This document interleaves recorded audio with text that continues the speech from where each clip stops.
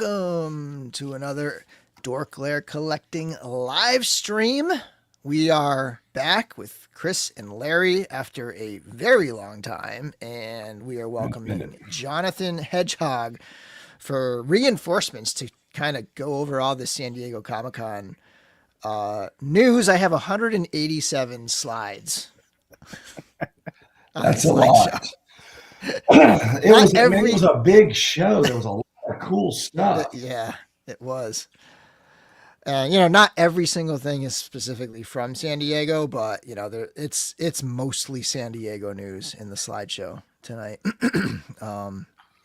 But anyway, what do you guys been up to? Oh, what happened to Chris? Oh, there you go. What have you guys been up to? Well, just speaking for myself, other than working, Steph and I are prepping for our late summer, early fall contest, and we're inside 5 weeks now. So I was joking with Bill earlier when he was like, "Hey, can you come on Tuesday?" I was like, "Yeah, man." I said, "In bonus, I said it's actually a high carbohydrate day, so you'll get me in a good mood." So we're getting down to that last little bit, and I was joking with her not really joking. I was serious the other morning. I'm doing like 40 minutes of cardio on the elliptical. You see that piece of hell over my shoulder right here in the mornings.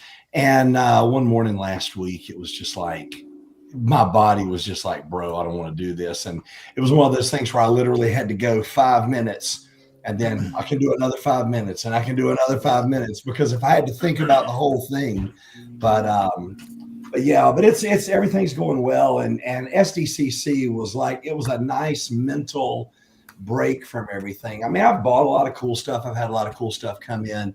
But man, San Diego, man, Chris, I'm jealous of you. I'm always jealous that you're there and we're watching from a distance, but this year looked really, really fun. But it's always nice that we have one of ours over there, sharing pics and picking up exclusives. And yeah, because when I can't depend on Hasbro Pulse, I know I can depend on Chris.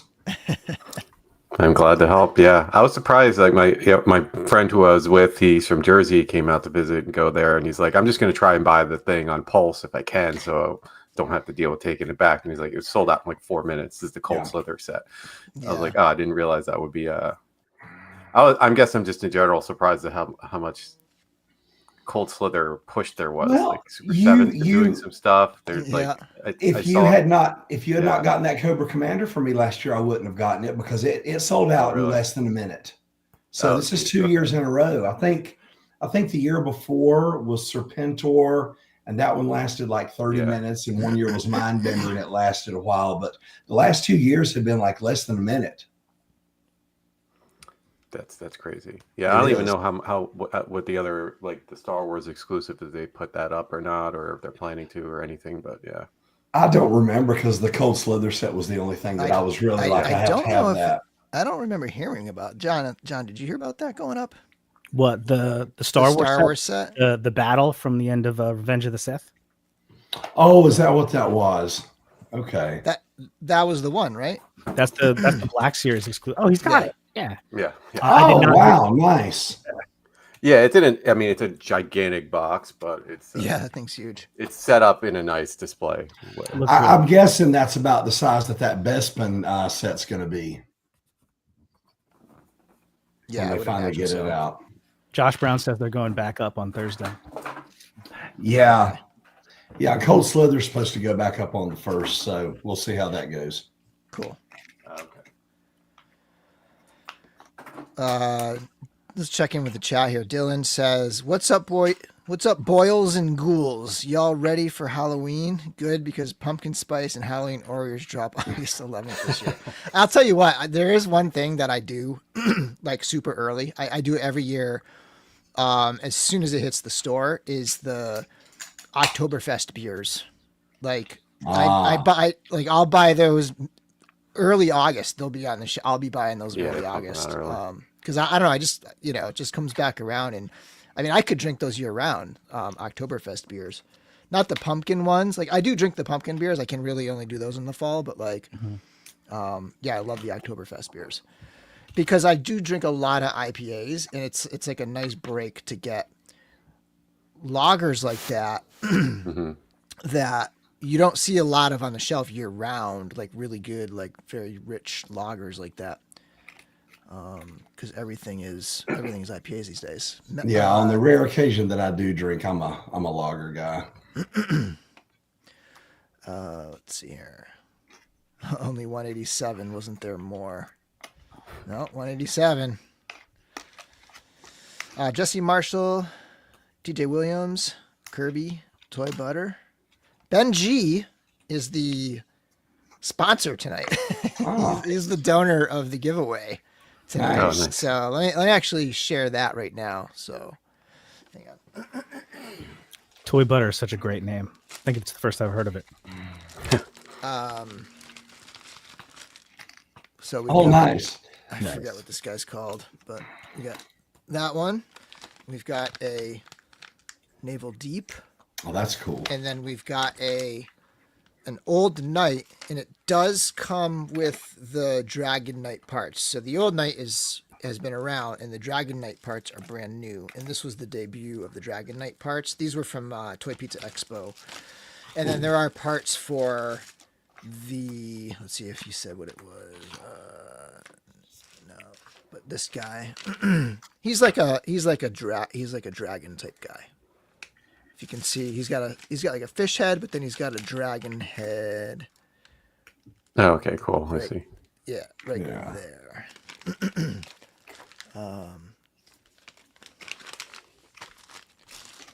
And now we got some beer chat. Harpoon Oktoberfest. They actually have a great beer hall in Boston. Cool. And yes, there's Sam Adams has a good one, and then there's a local they're pretty big though. Jack's Abbey. I don't know if anybody has heard of them. I don't know if they've made it all the way down to I've heard of Jersey. that one. But they have an awesome one. My favorite beer of all time is it's not an Oktoberfest, but it was like a seasonal beer. Pete's Wicked Winter Brew was my favorite. Oh yeah, favorite beer of all time. But Pete's ended up getting bought by Miller, I think, at some point, and then they stopped making any Pete's. Yeah, I haven't heard years about ago. Pete's in forever. Yeah, Pete's Wicked. My favorite is Yingling. That's like 99 times out of 100, but I love the Sam Adams Oktoberfest. That's if I'm going to drink something else, and you're talking about those seasonals, I love their Oktoberfest. If you get a good keg, like there's good kegs and bad kegs of Sam Adams Boston Lager. If you're at a bar or something, right, and there's a good keg, I don't know if it's like the freshness or if it's the ones that are brewed in, like at the. There's kind of like two different breweries. There's a bunch. I think there's one in Pennsylvania now, but in Boston there's two, and one of them is like the old brewery. So I don't know if it's like from that brewery or what, but it is like one of the best beers ever. If you get a good Sam Boston Lager keg, it's so good. If I go somewhere and they don't have Yingling, that's always my next choice, and it never disappoints. One of my all-time favorite lager type beers is from it's a German brewer called Marsbrau. I'll put it in the chat. MAHR.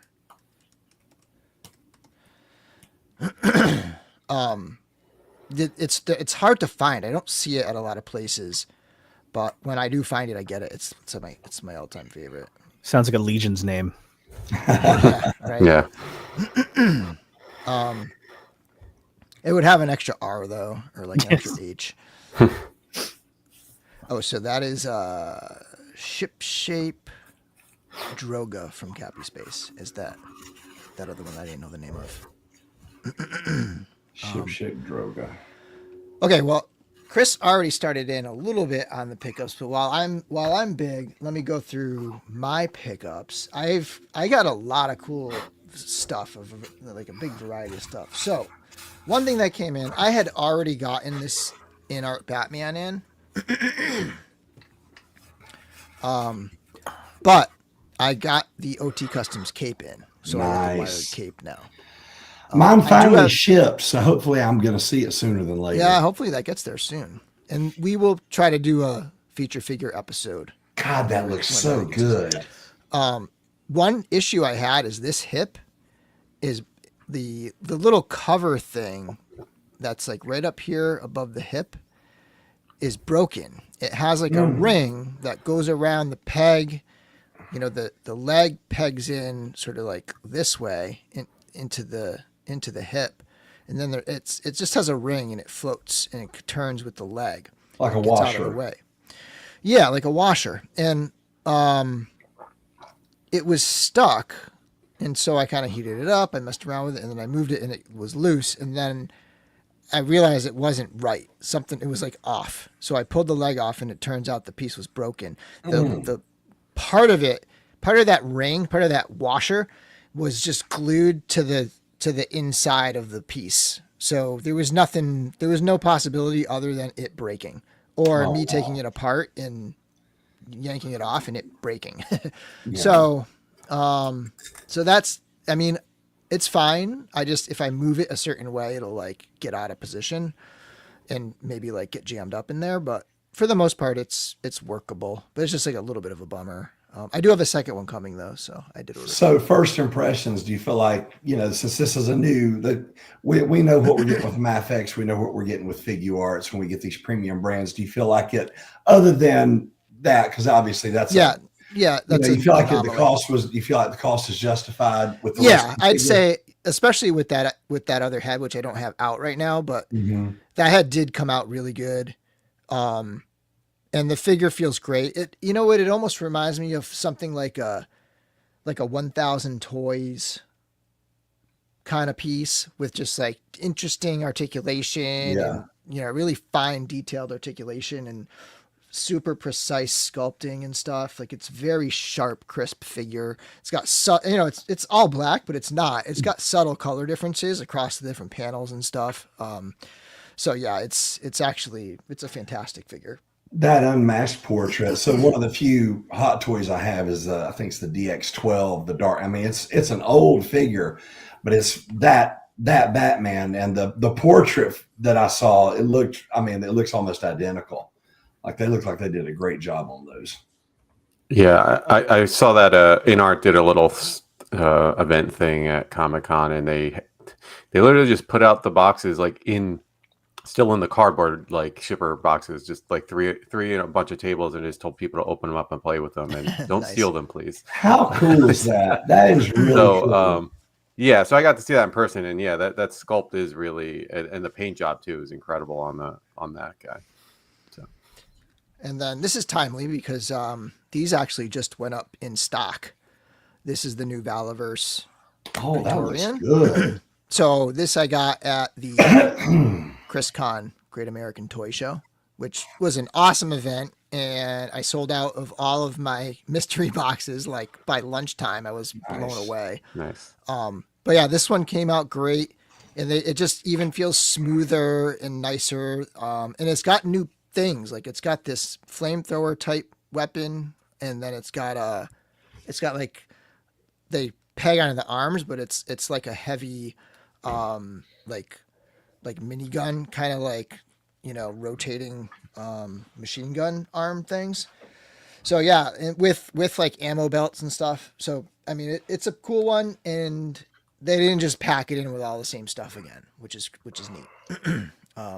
I'm all in on the Praetorians. The only one I don't have is the clear one, which I'm not gonna like chase after something that rare.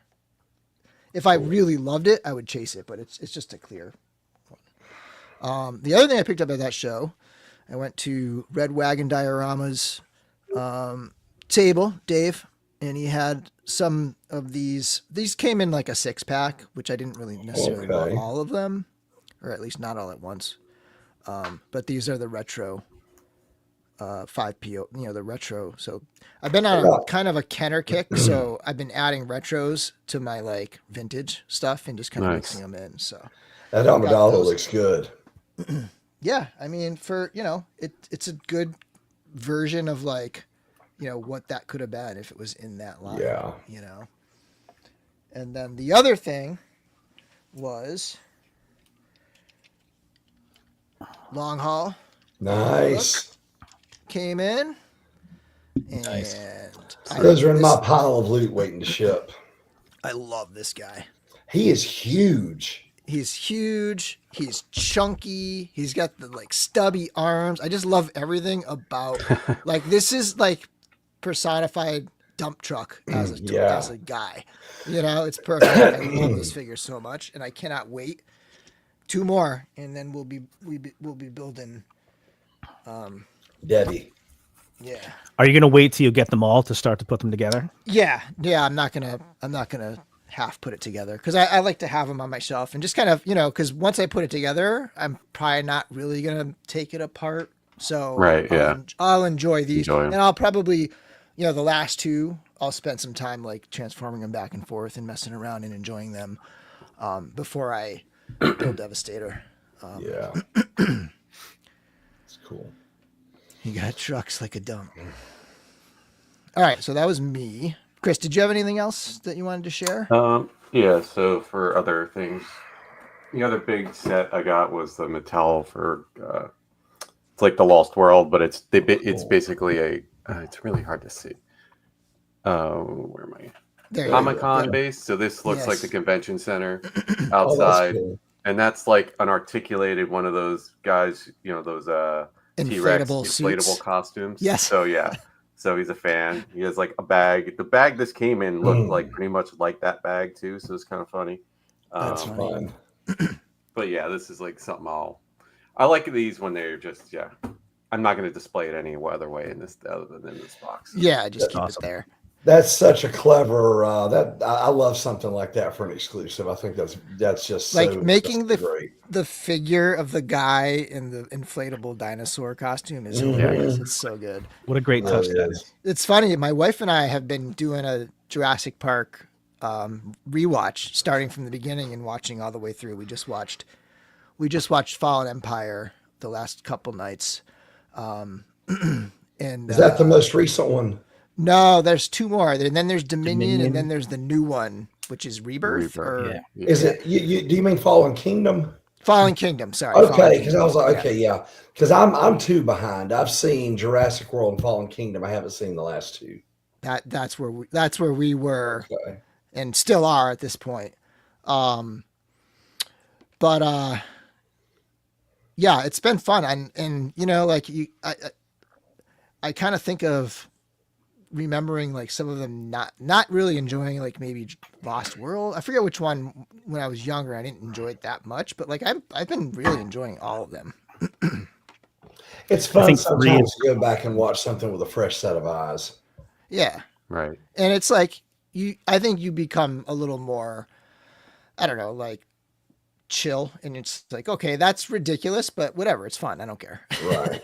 like there's like dinosaurs running weaponizing like weaponizing the dinos, like the military thinking they're gonna like turn them into like battlefield weapons or whatever. Yeah. Anything else, Chris?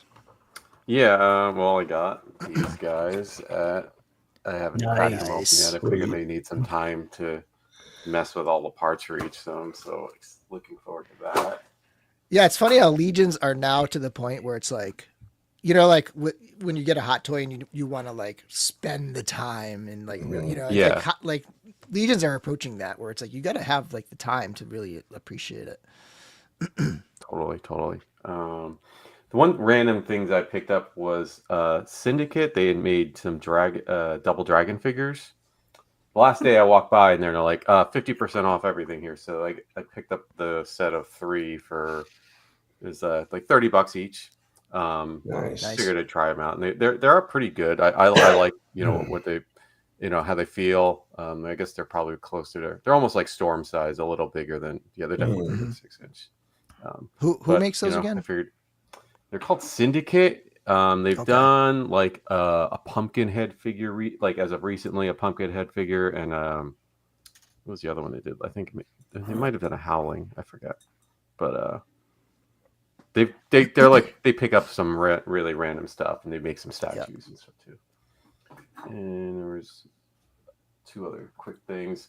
I picked up the Marvel Legends set for Sauron. I never built up the whole thing. I still have these wings from a planned Cthulhu Yeah. customized that I have never put together. With So a Legions ogre. yeah. One day. I literally And then- have the head right here. Ah, That's Nice. I painted least one yours is and I green. sold it, and then Oh, I had okay. bought two. I painted one, I sold it, and I got the base on this one, but I never kept going with it, and it's been sitting in a certain spot because it's so delicate that I don't want to put it in a drawer or put it away. I just leave it. I just leave it on the stick. Nice. But Yeah, I need to get there one day. And then the last thing I got is from in Jada Toys, they did a Street Fighter 2 Dalsim like Player 2 version, and it came with like the flamed up body, yeah, like when he does the yoga flame. So I didn't really need the figure, but I bought this. It's just pretty nice. So like it as it appears anyway. There is a little figure inside there, and then they put like clear glaze over it, and then with the black on it. So it's not so it's a not chintzy, multi-layer. very piece. interesting. yeah, it's a cool figure because I figured if I'm getting a dragon, I need someone who's like. I wonder if fire. it's. I wonder if it's a clear plastic that's hollow, and then paint. If the inside is that could be painted. true. Yeah, I've seen customizers do that. Like I've seen Arthas, Jonathan. You know Arthas. I've seen him do heads where it's like a clear it's a clear head, and he paints underneath it to make like brains or something. Yeah. that's cool. So, that's pretty much those are the easier and the more toy related stuff. I got some T-shirts. I like this artist Alex Party. Whoa. Oh, He wow. has I forget. They're called Brightmares. Is his little line? He kind of does that too. So, I like his stuff. He does some trading card stuff too. That's cool. But yeah, obviously, all random odds and ends and pins here and there. So. Very cool. How about you, Larry? Did you want to share some pickups? I got so much stuff, but I just have a few things I'm going to show. Like a couple of the really cool things that I got that I don't have in the room. I got the and Hasbro's been doing this. Everything that they've scheduled to come out, everything's coming done like 2 months ahead. So Age of the Primes, Star Optimus Prime came in, which has been great. The Frag Viper Blowtorch Dark Line. Footloose, that wave came in of G.I. Joe. I picked up, so I'm building all the combiners. So I've got the Hook and Long Haul are in my pile of loot. And I've got two of those because I'm doing the same thing with them that I did with Stunticons. I'm going to have a combined set, then I want to have a set in robot mode. So I've got two of those coming. And then I picked up 2 silver bolts. And so I put together that skeleton, and so I've got Slingshot and Air Raid on there. So I've got 3/5 of a Superion, and then those other guys, and then let's see, Vortex, who is starting to ship. I found him at Target, so I went and picked him up and canceled my Pulse order for that, and then we'll talk about 3 others of those that were shown. San Diego. And then the latest Prime that has come out is Alchemist Prime. He looks awesome. Oh, dude.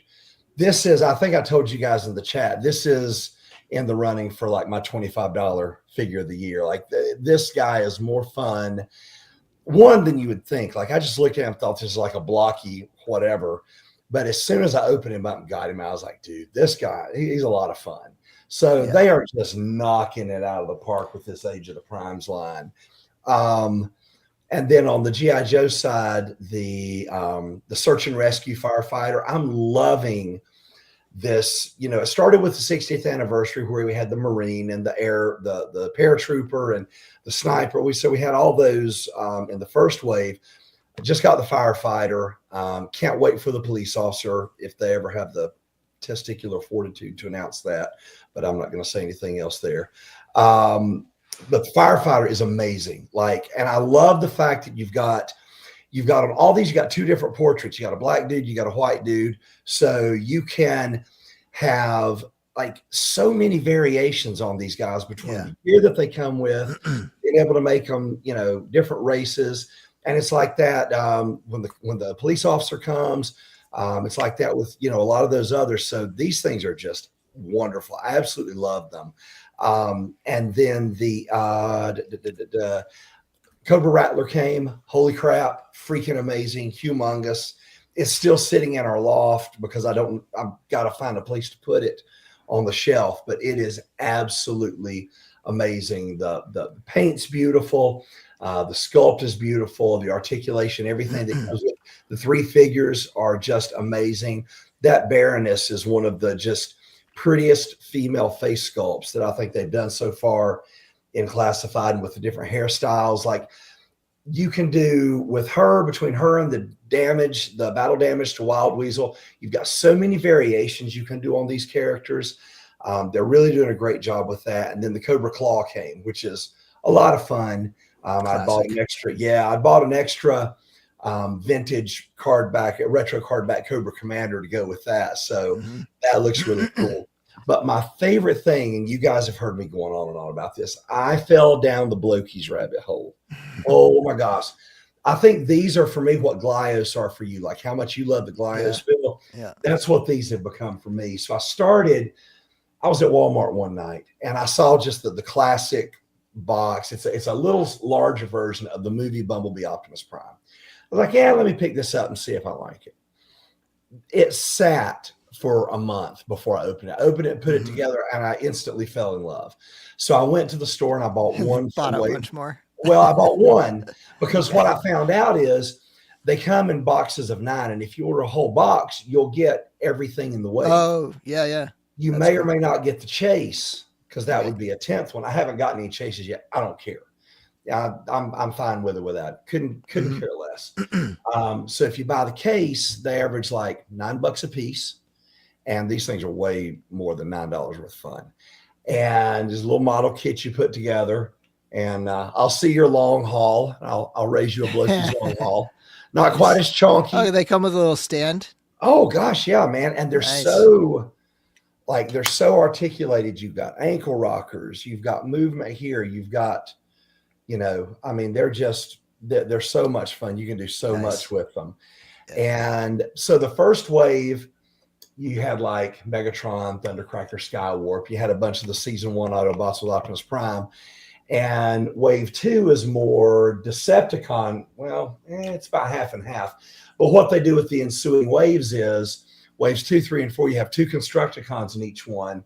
And then what they're doing with the Dinobots, it comes with the robot and the alt mode of the Dinobots. Oh, nice. Oh, nice. And I wonder if they'll release like a Devastator, you know, like a deluxe, and make it a Devastator or something. So yes, and here's what they've done. So this size, like, I guess that's about 4-inch scale. It's called Galaxy version. There's a version called Defender version, and they're like 2 inches tall. And there are several of those that are Constructicon vehicle modes. They did a convention in Japan, and they had an exclusive kit there that allowed you to combine the Blokees, but it's limited. So you swap out some parts probably for each one, and then you combine them. But it was limited edition. They're not allowed to sell it in the U.S. because, you know, like with each of the manufacturers, you've got a license with it. Like you've only, like if you're doing DC 6-inch, you can't do certain things if you're a different manufacturer. So for whatever reason, Blokees can do robot modes and alt modes, but they can't do the combined mode. So there's got to be some kind of contracting thing. But in Japan, they were able to get out a limited edition kit to combine the Constructicons. Now, my thought is someone over here, some third party. What's the one that does all the third party stuff for Transformers? Does the stickers and stuff? Yeah, well, there's repro labels, but then there's also Toy Hacks. No, hang on. I'll tell you. Give me just a second. Because I've got ordered from them. I have ordered a different. They've got this thing that allows the MPG train bots to combine differently. DNA Design. They're up to like 58 yeah. or 60 Transformer kits. So someone like that is going to do a Blokies thing. So if you buy the Defender versions, these are smaller. They're more like chibi, like Deformers, like they've got the big heads. They're even more like cutesy proportioned. But yeah, so you can get them that way. I don't know if they're going to do that with any of the other combiner sets, because so far in the Galaxy version, the Constructicons are the only ones that they've done so far. So, but I've got the first 2 series. I just finished putting together the second one, you know, and I mean, you've got your Grapple and Inferno, and all of it. So far, it looks like all of them come with an Optimus Prime variant of some kind. Version 1 came with this. This is version Galaxy 2. Then there's an Ultra Magnus repaint. There's a I can't remember all the different ones. So it's really fun. If you like Transformers, grab them. I don't like the blind box experience, because if I want something and I like it, I want all of them. So I love the option of ordering the whole box and boom, you're done. Okay, we got 2,000 slides. I'm gonna shut up now. Sorry. I will say that I'm leaning towards Bruticus. Like I may collect those as well. I'm not gonna do the aerial bots, I don't think, but I'm kind of leaning towards doing the Combaticons. Yeah, we'll see. So I'll probably pick up Vortex, and then if I like it, go from there. based on what I've seen with Blast Off and Brawl, and then the render that we saw of Onslaught, I feel like Vortex is the weakest of the 5, and he's still pretty good. Yeah. So that honestly, not Vortex, Blast Off is the one that kind of like made me want one of these, you know, like even just on its own, because I like what they are, you know. I think they're cool theme. So yeah, I may end up doing those. And I do want to pick up a couple more primes. Like I want to get Prima Prime is like Prima is awesome. Probably top of my list right now of ones I want. Prima is great. Like I said, if you see Alchemist, dude, for $25, it's absolutely worth it. Yeah, that one looks awesome. All right, Jonathan. All right. Real quick on the Blokies or Blokees, however you say it. I know like very little about them. Is there another version, like the Action Edition or Action? They're like 4 scales. So there's Defender, which are the smaller. There's Galaxy, which I just showed you. There's Classic, which is it's a little bit bigger than. Hang on, and I'll get it. Hold on. It's a little bit bigger than Galaxy. There are more parts and pieces. It's more detailed, has a bigger base. So just so you can see a 1-to-1, this is the Galaxy version 1 Optimus. And this is the classic size Bumblebee movie Optimus. So it's a little more complex. There are more parts, more pieces. There's that size. And then there's that's classic. And then there's the action size, which are like 6-inch, and those are like $30 a piece. Yeah, so I ordered the Soundwave because I think it was Curtis or somebody I was talking to one night. He's like, yeah, it's like, it looks awesome. It's like 7 inches tall. It comes with the tapes. And I looked at it and I'm like, that does look cool. I'll take that. And I ordered Robo reviewed it and it looks really good. And I'll probably pick up some of that scale. I'll at least pick up Prime and Mega. I'll get Prime in every size. Like if I see an Optimus Prime, I have to pick it up. It's a compulsion. So I'll get him in every size, but I'm going to get through these waves of, because there are 6 waves of Galaxy size, 2 of them from the Transformers 1 movie, and then the other 4 from G1 and, you know, and that era. But yeah, I be sure to post and let us know how you like that. I think you're going to dig it. Cool. All right. So I got a couple of things in recently, including, ready for this? Agent 75. Oh, nice. Oh, Cool. Did you buy that online when they had it, the online sale, or? Yeah, I bought it. I bought it online. Yeah, and he came, Nice. and I was excited because it was again one of those ones where they released them online for pre-order or whatever they said, and then they were going to have some in stock at the show, and I'm like, oh man, are they going to do the same thing they did with that Doc Knock back with New York Comic Con, where a bunch of people like me ordered it and then they had it in stock at the convention anyway, but they didn't. They did have him in stock at the convention, Agent 1975, but they started shipping him right like when the convention was starting. Right. So I had him be like by the weekend. He came in, and he's awesome, as you might imagine. Similar theme to that Tangerine figure from a couple of months ago. Not as much 70s stuff, style. but cool. Yeah, 70s style, like Shaft, you know. I was thinking that looks like Sam Jackson from like a 70s blaxploitation movie. Yeah. He's got fuzzy leg. Pretty cool. Love Mezco. I'm doing a review of him, but just try to get it done before this weekend. And then this guy just came in, and I guess he's probably one of the SDCC releases we're going to talk about. Astral Projection Line. Ooh, I like that. So this was a big deal because for people that don't know, when Super 7 was doing their own Cats layer, one of like the unlocks was Astral Projection Lino. And this is based on like one episode of the cartoon. I need to go back and watch it. Even if you're not a big Thundercats guy, you got to go back and watch this episode because it's like bonkers. Lino goes to the astral plane to rescue Jaga, and then Mum-Ra poses like a witch and tries to lock him in the astral plane. So giant astral Lino returns to like fight the bad guys, and there's all this. They fight all kinds of creatures. It's nuts. But so the astral projection Lino, kind of like when he's fading back into existence or whatever, that's what this is based on. So it's like a translucent. So it Lino. didn't hit that goal, and now they're releasing it. Yep. Nice. It was like a 5,000 backer unlock, and we made it to like 4,200 or something like that. So a lot of fans were hoping that they were going to release it sometime anyway. And maybe a week or a week and a half before SDCC, it showed up like on Walmart, like direct like Walmart. And I ordered it. Somehow I just happened to be online at the moment when it came up.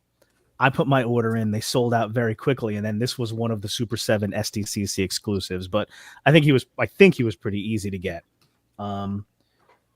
Pretty smooth. Kirby wants to know how he tastes. He thinks he looks like a peach Jolly Rancher. It does look delicious. And I will say it's one of those rare situations where a translucent figure in the Super 7 packaging looks terrible in the package. He looks horrible. Yeah. He looks like he's, like he's got like a 5 o'clock shadow. The translucency doesn't look any good. And I think we'll see from one of the pictures, like in the renders, the translucency looks amazing, looks incredible. Yeah. When you get him out of the package, he looks a lot better. And then I don't know if I can do this without blinding people, but I don't know. Yeah. Oh, that's cool. I'm trying to do it without shining the light directly in the camera. Yeah. If you do put the light behind him, he does look really cool. So have you been all in on the Thundercats? No, I would love to be honest with you, but I've been picking and choosing just because I have just too much stuff. Didn't they do like a translucent Tigra and like an all gold semi-translucent Chitara? Like, haven't they done several of those with other characters? Totally. They did like a clear Tigra. Yeah, because he turns invisible. Yeah, so they do like an invisible version. They did a like yellow glow in the dark Chitara, and they did some kind of a Mum-Ra recently, I thought. Yeah. You're going to show it to me, aren't you? They did a glow in the dark Mum-Ra, I remember.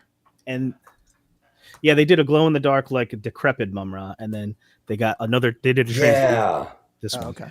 And there's a black and red one as well. That was just an alternate maybe color. It was a Big Bad exclusive. Maybe. Not 100% sure about that. Yeah. But so those are the two main things that I got in recently. But I'm about to get hit with a deluge because I ordered a bunch of SDCC exclusives that are shipping right away, and they're like all like on the way. And I got an email today to update my shipping for the Haslab Vintage Collection Cantina set. So I think that's going to ship in the next few weeks. So nice. I'm getting inundated with cool stuff. Yeah. Oh, there's a lot of stuff about ship. Speaking of Super 7 stuff, and these guys are talking about prices, there's an incredible amount of Ultimates on Big Bad right now that are on sale at like 50% off. Yeah. It's wild.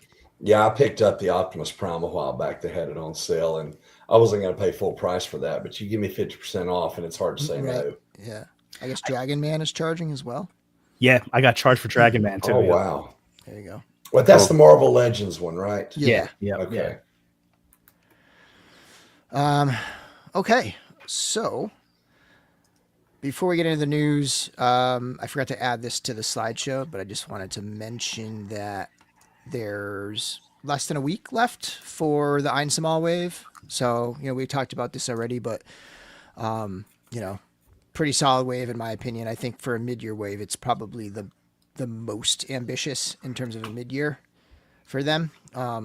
Just an awesome wave, and not too overwhelming either. 7 figures, not too crazy. I'm in one of love them with is this a bear, wave. but Yes. I love this wave. I love like Arctic themes anyway. Top to bottom, I think this wave kicks, but I'm totally going to be all in. I didn't place my order yet, but I'm going all in.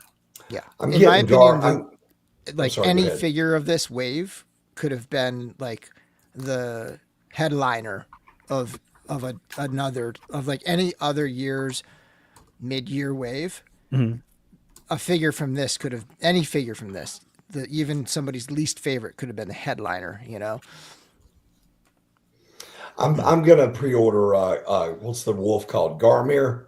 Yeah. Yeah, that one. The minute I like, and you guys know with Mythic Legions, I pick and choose, but that one is just too. The sculpt on that is just incredible. I saw that and I was like, dude, I don't even need to know anything about this dude. I'm getting him, and I love that he's the ogre size, because I love when I do find one I like. I love when they're the big ones. Yeah.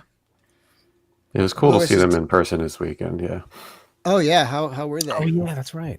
I mean, they're as good as the photos. I mean, I was just like, oh yeah, I could see them, especially because they're in one display case with the other waves. You just kind of compare them all and everything. But yeah, Yep. no, they looked awesome. Nice. I was gonna say Lewis is dead broke. Have to skip this wave.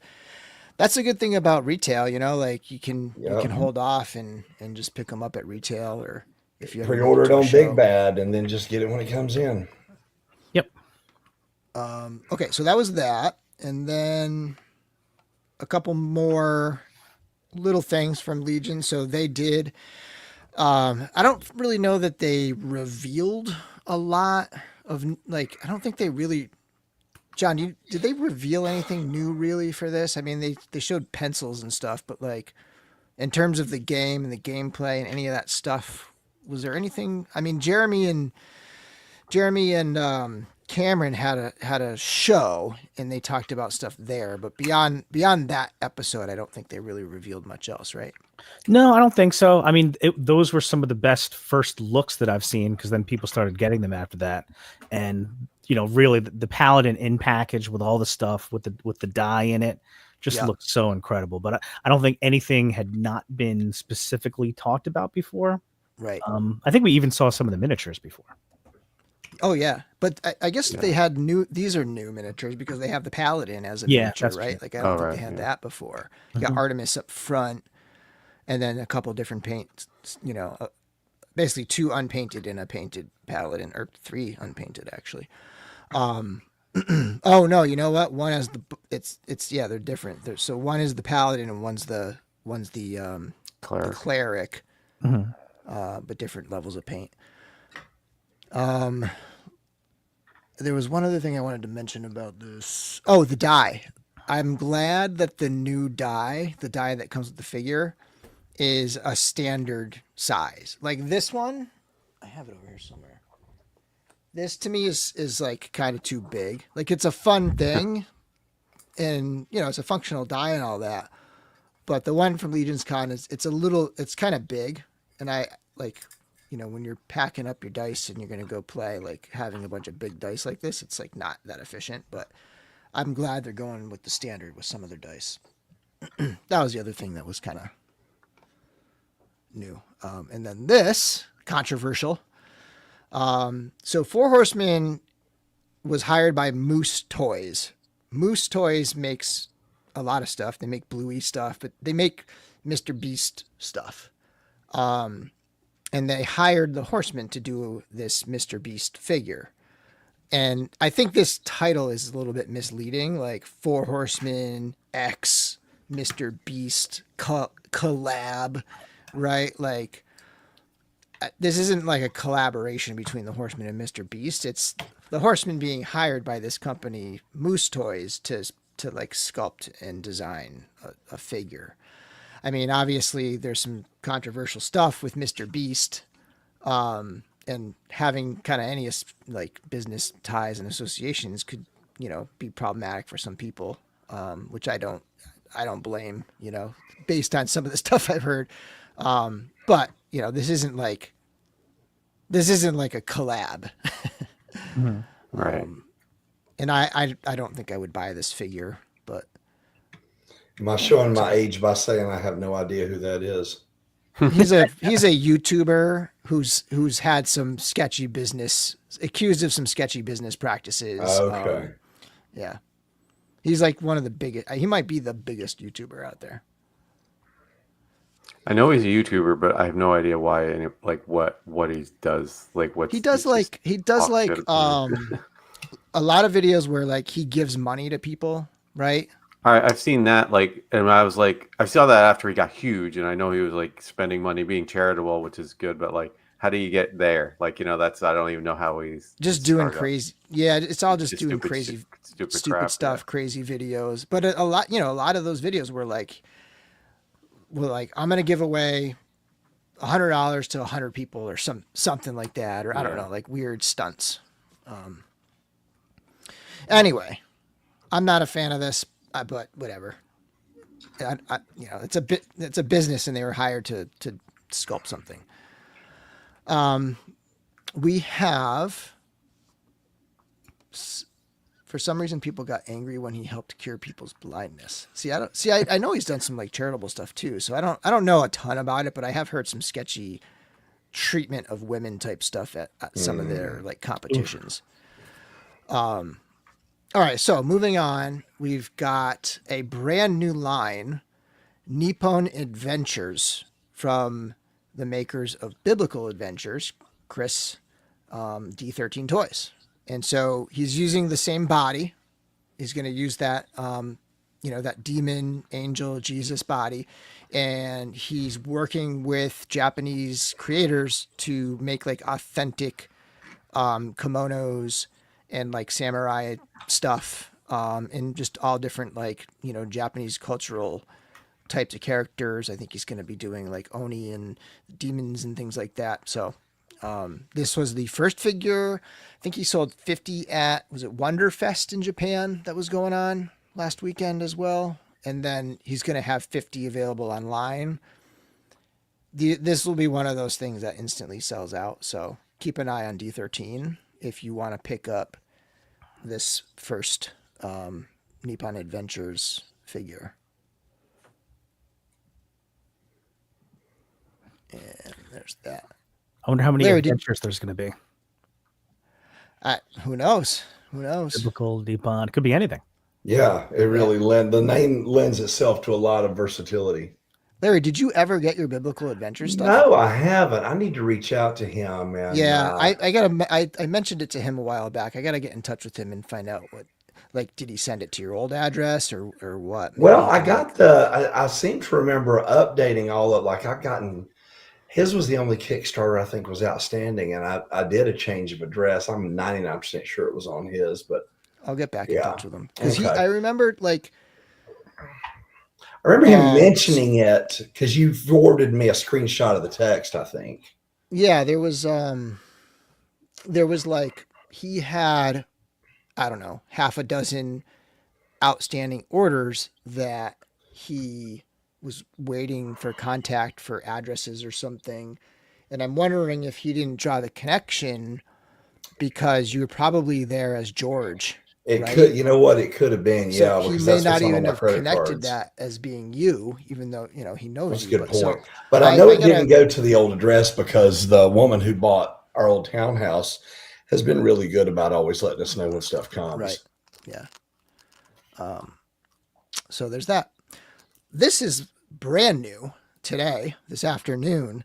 Toy Pizza put up a couple summer figures on their website, just to kind of like dropped them in stock. So we have this Trilo Emissary. If anybody picked up the recent Onell Wave 108, there was a Trilo Emissary similar to this, but it had some different parts, but it was very similar to this kind of like style. Different color. It was more like browns and sort of like earthy colors. But now there's this one, and that's kind of everything it comes with.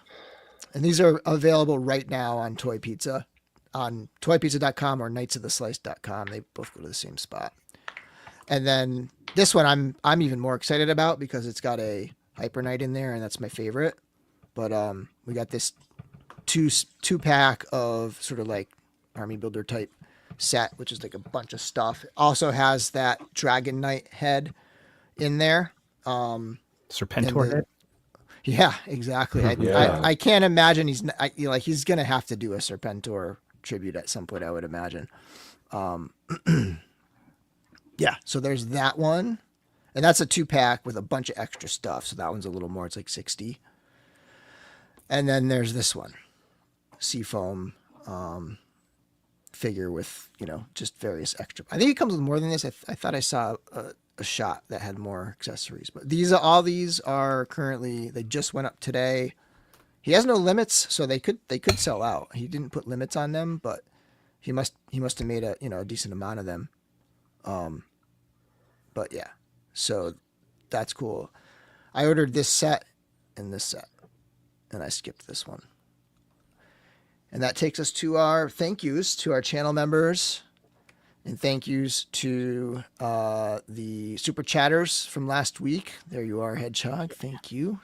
Doubled up last week. Doubled up. I had a lot to say. Cody Curtis. Yeah. And then that'll bring us to our giveaway. So let me just show again. Let's do this. All right, so Knights of the Slice, Onell / Knights of the Slice, Toyfinity, I think that's who it was. And then there's some extra parts for these, including the new Dragon Knight stuff.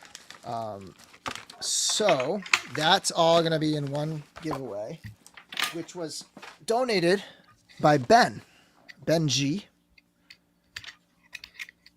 And we are going to do, let me just make sure this is up here.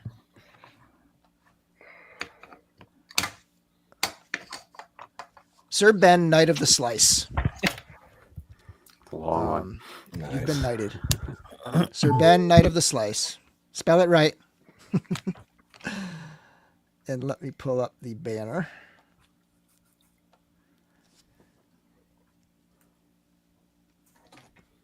So start putting your entries in, and we'll talk some news, and then we'll draw this in a little bit.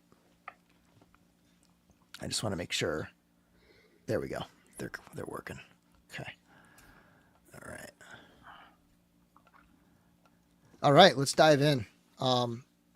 So this is Odious. This is going to be the next Odious, Ronin Odious, and we guess it's kind of awesome when your own toy line, like you can take amazing photos of your own toy line. Yeah. Do it all in house. Yeah, it's all in house, right? So I think I want to say this is going to be, I don't know for sure. I haven't actually talked to Wade, but to me it looks like the forearm armor, and the lower leg armor are pieces that go over the top of the original figure, and then you have cloth good pants and like kimono and the new head sculpt, of course. I'm assuming the hat is probably. Do we have any without the hat? Yeah. So he said that's going to go up for Kickstarter later this year. So I'm assuming this fall. And then I don't know if anybody else has any more info about it in the chat, or if any of you guys, but I only saw it briefly, like on Instagram, and yeah. I'm pumped for it. I think it looks cool as hell. Yep, I'll be getting this for sure. And the cloth goods look sweet. fantastic. Right. Oh, I have 2 hashtags. It's only one hashtag. I don't know why there's 2 hashtags in my banner. I think everybody's doing it right so far that I can see. Yeah, it looks like it. Hashtag. I don't, even if you did 2, I think it would still register as 1. Okay. Cool.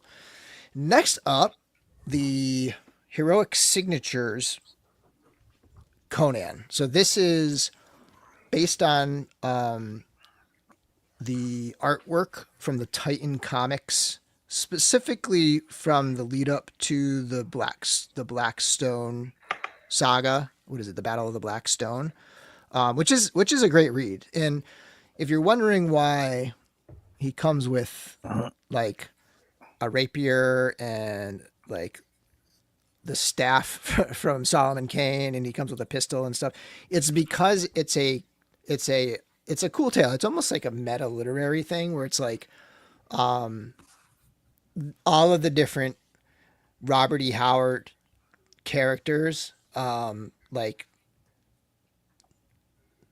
they were summoned together by this like ancient connection to Thulsa Doom, like this ancient like stone that he, I don't know, occupied or like enchanted or whatever.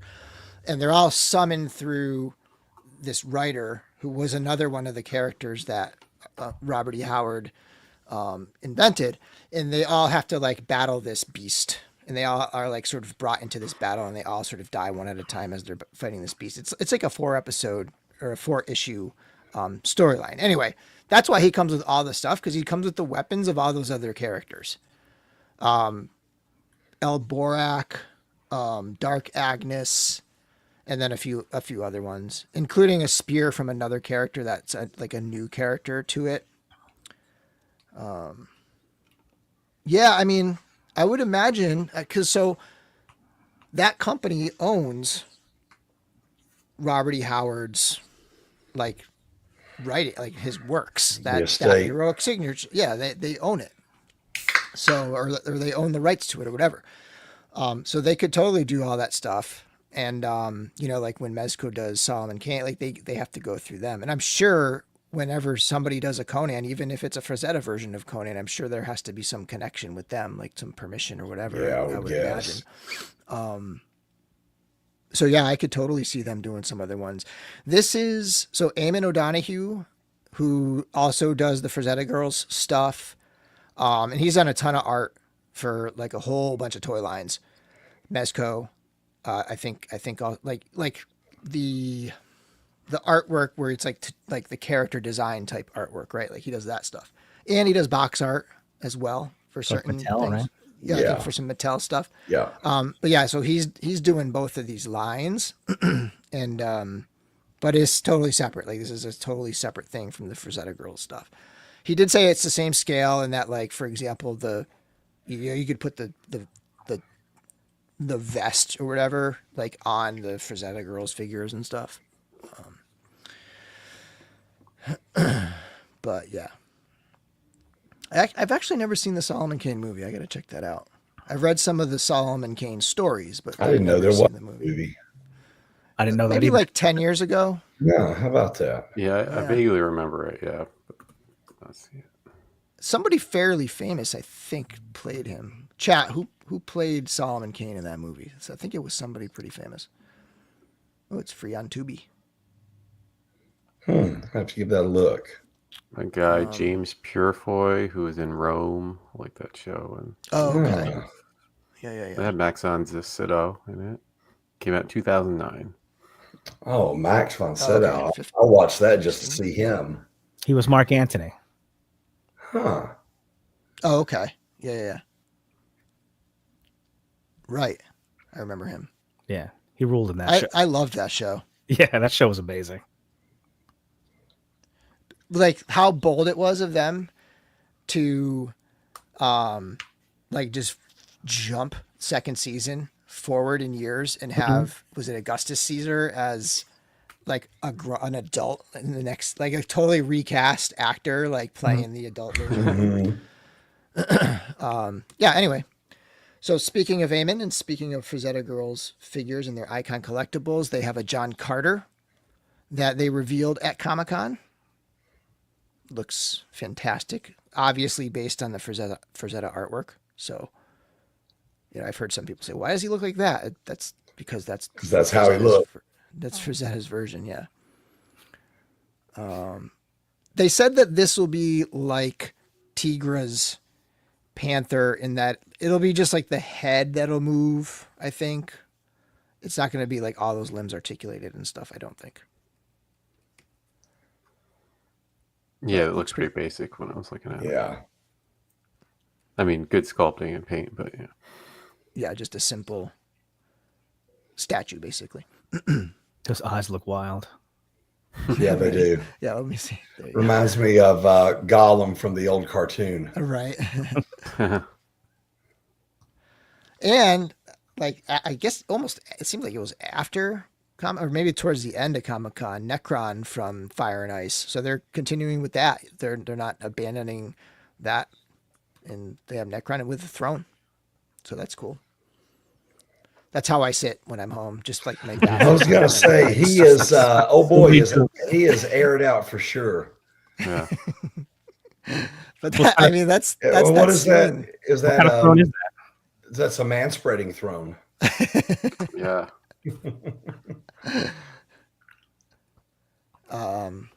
Give it hell. Okay, moving into Mezco. I think one of the highlights of the show for me was the Mezco 5 points stuff. A second wave of the 89 Batman, which these look great. I'm a huge fan of the 5 point stuff. I love these things. It's a Nicholson Joker. Yeah. Yeah. You don't see very many of those. No. The first wave already come out of that? Because I wanted to get it, but I just didn't do it. I have it on order. It has not shipped yet. I know that the animated series recently came out, so maybe I'm assuming the Wave 1 89 will be out soon. Cool. Yeah, those looked awesome in person, and so did this. Yeah. This was really it for me. Like, talk about the perfect thing to put on your shelf at Christmas time. 5 points are small enough. It's not going to take up a ton of space. You can have your own little tiny display with this stuff. This is perfect. And this looks like it lights up because there's one without it lit here. Nice. This is an absolute need. Yeah. It's good. It's good. It's good. It's good. It's good. And then Cousin Eddie. Shitter's full. Shitter. Yeah. I had a friend a few years ago. He had a Christmas party. It was a National Lampoon's themed Christmas party. And I went in I put together the Chevy Chase outfit from the previous slide, and Steph put together Ellen's outfit. And we went there, and the guy that hosted the party was wearing that one. And it was, if you knew him, you would have known, like we knew before we got there, he was going to be Eddie from outside the trailer. You know what we need? We need to put Cousin Eddie on Necron's throne. Oh, yeah, that'd be perfect. That would be perfect. Larry, what are your thoughts on this one? Oh, boy. I think I told you that there are a lot of cool things that was shown. That's one of my favorites. I love Frank Miller's Year One. I love the simple art in that. I just love how grimy and dirty, and the art just lends itself to the story they're telling. And that thing just looks like it jumped off the page. And the minute it goes up to pre-order, I'll be getting it. Love that thing. Yeah, it looks really, really good. Yeah, there was a little Mezco Batman resurgence in this Comic-Con. I've not had one in a while. What was it? Was it the Pattinson? No, they didn't do it. Oh yeah, that was probably the most recent one. Yeah, it was. Yeah. I think. And that's been it. So yeah, I'm looking forward to this one. That, right? Yeah, and that's been a while. And then the wings set, but that's been a long time. Yeah. Mm-hmm. So they're doing movie Turtles too. It's like it's hard for me to like really want to jump in on another like line, like, and they do look to me like, one thing I guess to me is like they do look like they're going for like what it like the puppetry of it, like especially the heads, because they look a little bit big, and like that sculpt and stuff, like that smile, like that. Other than that, I'm not sure. I would pick up another set. But There have been oversaturation. there have been so many turtle lines. It's just, yeah. I mean, if someone was a turtle fan, it's like I'm a Transformer fan, they've got to be getting to the point where they're like, good Lord, what's next? I do think there are enough people out there who don't love NECA and like the way they do figures, and like they'll be excited for this. But it's some. Whereas the other Mezco turtles, they really were their own thing. You know what I mean? Yeah. Those were like Mezco's cool take on the turtles, with some cross inspiration and stuff. But like, yeah, these are, these have definitely been done a few times.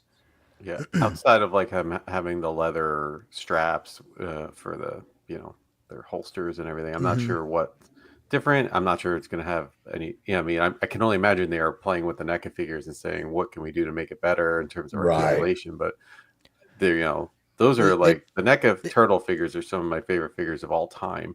So it's really hard to think how much better they can do. Yeah, articulation improvements. That is really all you can do, because those sculpture on those NECA ones were like perfect. Yeah. Paint, everything. I agree. I think the NECA ones look better to me. That's what Nikki says in the chat. I agree. Yep. At least from these pictures. Yeah, the heads are definitely, I feel like, oversized compared to the bodies. Like it doesn't even really remind me exactly of the movie outside of the the expressions they're doing, but like in terms of the proportion, I think the heads are a little bit big. Yeah. They revealed another Conan, so this will be the second Conan, the second movie Conan that they're doing, right? Thank God somebody's finally making a Conan. Right. It's another one. It's a bit oversaturated, right? Yeah, but I'm still kind of all there for it, for the Conans. I even got a hookup on getting the Frazetta girls one too, which I was kind of on the fence about, and then I found out that they updated the waist articulation, and I was like, okay, you got me now. The Mezco one is so good though that it's like, I guess if you're like a super Conan fan, it's different. But I'm like, is there going to be a Conan that's better than the Mezco one I already have? And I don't know. Yeah. Right. It's definitely not going to be as good as the Mezco one. I can tell you that. It's just different. It's just bigger. It'll kind of fit more in with Legions and that kind of stuff. Yeah. So is this Dark Knight? Is this the Dark Knight Return? That is the Dark Knight, right? That's the Dark Knight. The Dark Knight, yeah. Yeah. Looks good to me too, and now I'm kind of like, maybe I want this too, but I just that'll be a day one pickup for me. Right. And then I don't know if I have their Joker in here, but they showed a Joker as well from the Dark Knight. Yeah. This Superman in this picture is iffy. Like the torso looks thick. Like everything about this figure just looks like they need to work on it. It looks like a rough draft to me. Yeah. Looks like he let himself go, A little bit. got to his head a little bit. He's, Or they saw the loose suit in the original early trip. Remember the loose suit controversy? Everybody was like, why is this suit so loose? They saw that and they made this looks better here. This glamour shot, but I think they'll fix it. Yeah. Marv from Sin City. That is awesome. I love that. I didn't even see that. Yeah. And part of Kevin. Right. Yeah.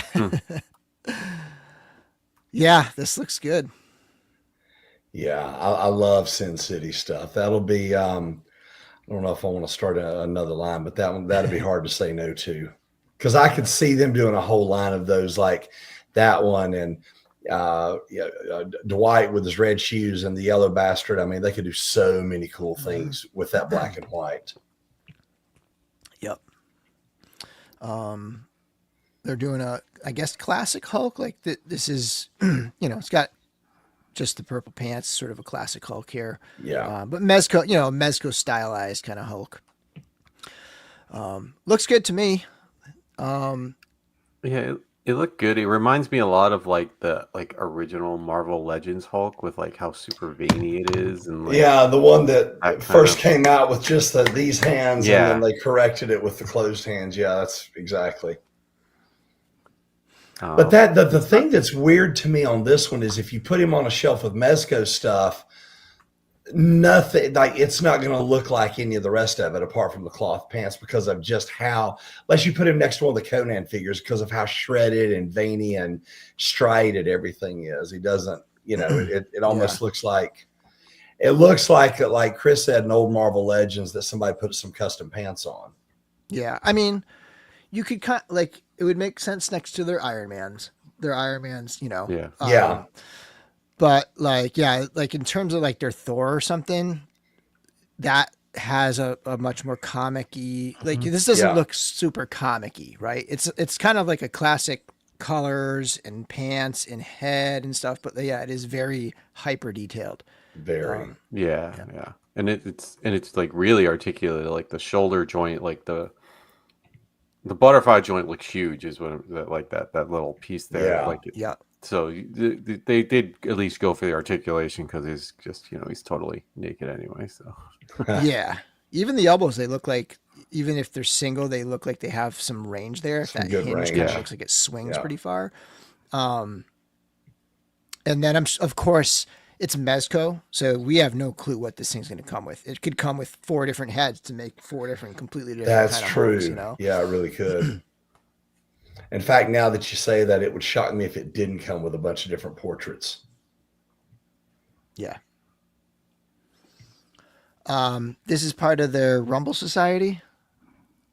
Franklin Sparky Foreman, which I don't know if have we seen this guy before. I don't know. I don't It's a think great so. gangster. Whoops. no, I completely missed this entirely. Yeah. Yeah. This was, I don't even think, I'm not even sure they had it on display. It might have just been something that they revealed online. Yeah. I didn't. It's hard to tell with their display if you've not seen Mezco. They bring like every figure they've ever done and they put them Yeah. on there. So it's like trying to I find know. what's the new Yeah. thing sometimes.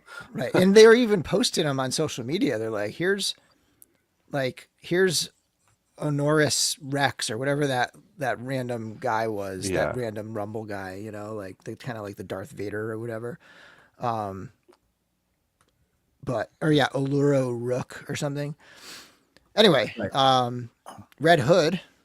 This looks awesome. I wish I had the other picture. They had him on display, but when I was making the slideshows and I was like, 80 something slides in or whatever, and I was like, do I spend the time to go find that somebody who took a shot of that thing? And but it did look good. Like it had that. It kind of had that thing that Mezco does best, where it's like the looser cloth, canvasy looser cloth with the armor bits on top, like that kind of style. Yeah, I saw a picture of that, and you could see that it was like the tactical pants, and it was like you said, it was exactly the type of design at which I feel they excel. Like if you have Deathstroke, their Deathstroke, like I feel like that's one of their best. Yeah. In terms of using that style, or their Punishers, that kind of style. Yeah, for sure. So this was a super limited convention only exclusive variant for Doc Knock, right? Mm-hmm. I don't know much about it other than I guess apparently they only sold like a very small number of them each day at the show, and that was it. It was like this super exclusive, and they're not going to offer it online, is what I heard. Yeah, it was pretty much nearly sold out immediately. Like, so the way Comic-Con works is like around, everyone gets lined up. The official start time or opening time is 9:30. Mm-hmm. They start letting in people usually around 9 because there's a huge ass line. And then what also happens is when they like open the floor, is a lot of vendors, they have the exhibitor badges. They swap them out for like regular people badges, every other else badges. Then they go get in line first. So it's like it's really, really hard to do sometimes just to get there. Like, so the Mezco was right next to Mythic Legions, so I basically headed there first, like for a couple days in a row, and like the Mezco line was already like they wrap around their booth, and then they have a overflow line on the wall, and like every time they were already on the wall in terms of the weight, and basically in the morning, like there was, I mean, they must have only had a couple dozen each day, because like Right. by like 9:15 they were like, oh, we're done for the day for Doc Knock. Oh, wow. At least this time though, they did hold them each day. Usually in past Comic Cons, everything they have, they sell out the first day. They don't like Right. hold some to have for Saturday and Friday, or they did that this year, but otherwise it's really, really hard to get in there. But yeah, they did not have a fighting chance. Josh Brown I can says, imagine the I heard fight. there was a fight. The other thing is they can line up the extra on the wall as the overflow, but that caps. And then when they cap it, and this happens for every line at every booth or everywhere, they're like, the Comic-Con people say, you have to keep walking. You can't just like hang out and be like, oh, I am the first person in the overflow. Oh, really? It's, you have to mill about and go, and then at some point they're like, Musical I will take 5 more people. Yeah, it's 100% that. It's a stressful time, and then sometimes, and it's especially for this, if it's like it's really limited. Like Hasbro, we tried to get in on Wednesday night, like we got preview night, and it was just like couldn't do that. And then Thursday eventually got through like midday, but then like by 4 p.m. you could just walk in the line, and I'm like, I need to remember this next year. Nothing's gonna sell out, like for Hasbro anyway. Nothing's gonna sell out. Just go at the end of the day and buy all the crap, so you don't carry it around all day. Yeah. The working the lines is a real struggle there. Sounds like an art form. Yeah, and like to get stuff that's like this, where it's like some people have various exclusives for not just toys, or for everything. They only have 20 a day. It's very difficult. There's only one possibility here, and that's that they did it to cause a stir, essentially. Like they did this specifically to create this hype thing and get people talking, and to like kind of reintroduce like that Mezco Super exclusivity kind of thing, like the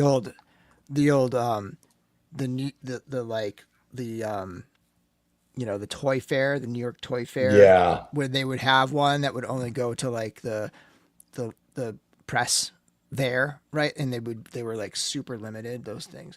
He said, Ruben says Laser Pants said that they only had 20 figures per day and impossible to get in if you waited in line. I'd say that. And I would say this year also, like to what you're talking about, Bill, this is the first time I'd seen this many people lined up at Mezco for maybe 2 years. Like last year, I'm trying to think, they had a couple of figures, like they had like a regular box version of the Void Wars Gomez without the mech suit. So that was like unique. And I think they might have had, honestly, every year is blending in. Like I was talking to my friend, and I'm like, oh, we did this last year. It was like, no, that was like 3 years ago. I can't remember exactly what. But the last 2 years, I felt like you could just walk up to buy things. Like, I think last year they had the Casey Jones in person, which sold out pretty early, but otherwise I didn't see a line going around, because the way Comic-Con also sets things up is like everything's near each other. Like all the toy, the small toy makers like Mezco and NECA and Super 7, they're all within the same like 4 block, Comic-Con block, something in a line, and then they have like all the comics are in one area. So everything is really segregated. It's not like you have to really run all over. So you could see everything happening at each booth and stuff.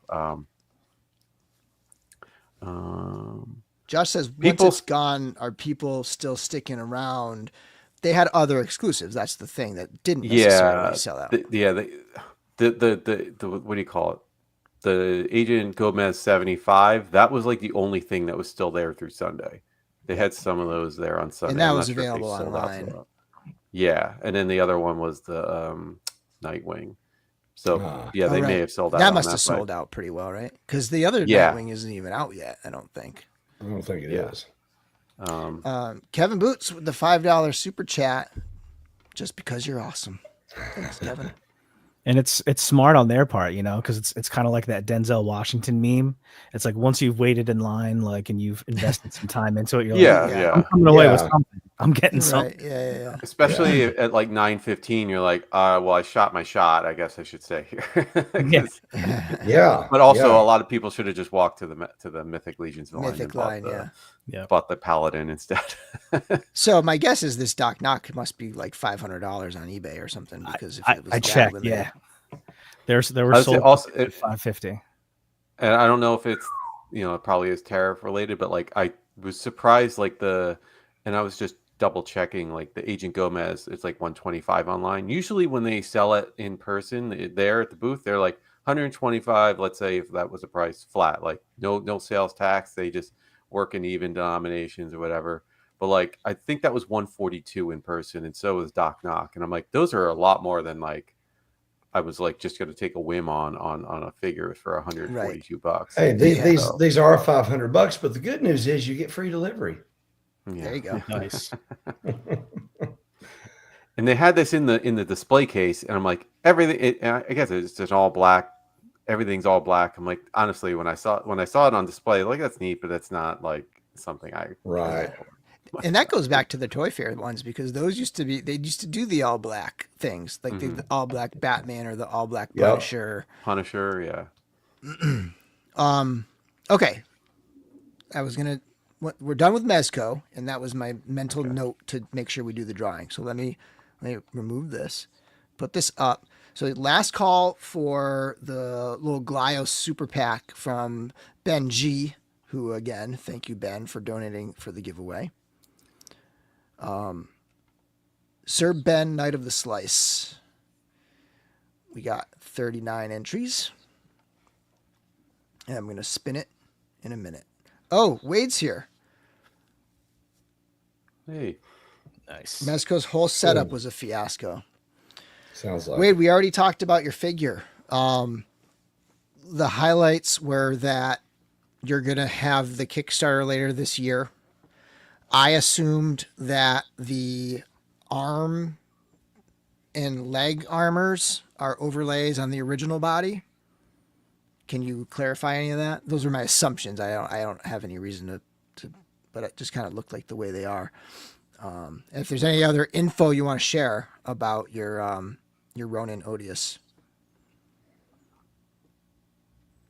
And we'll spin this thing.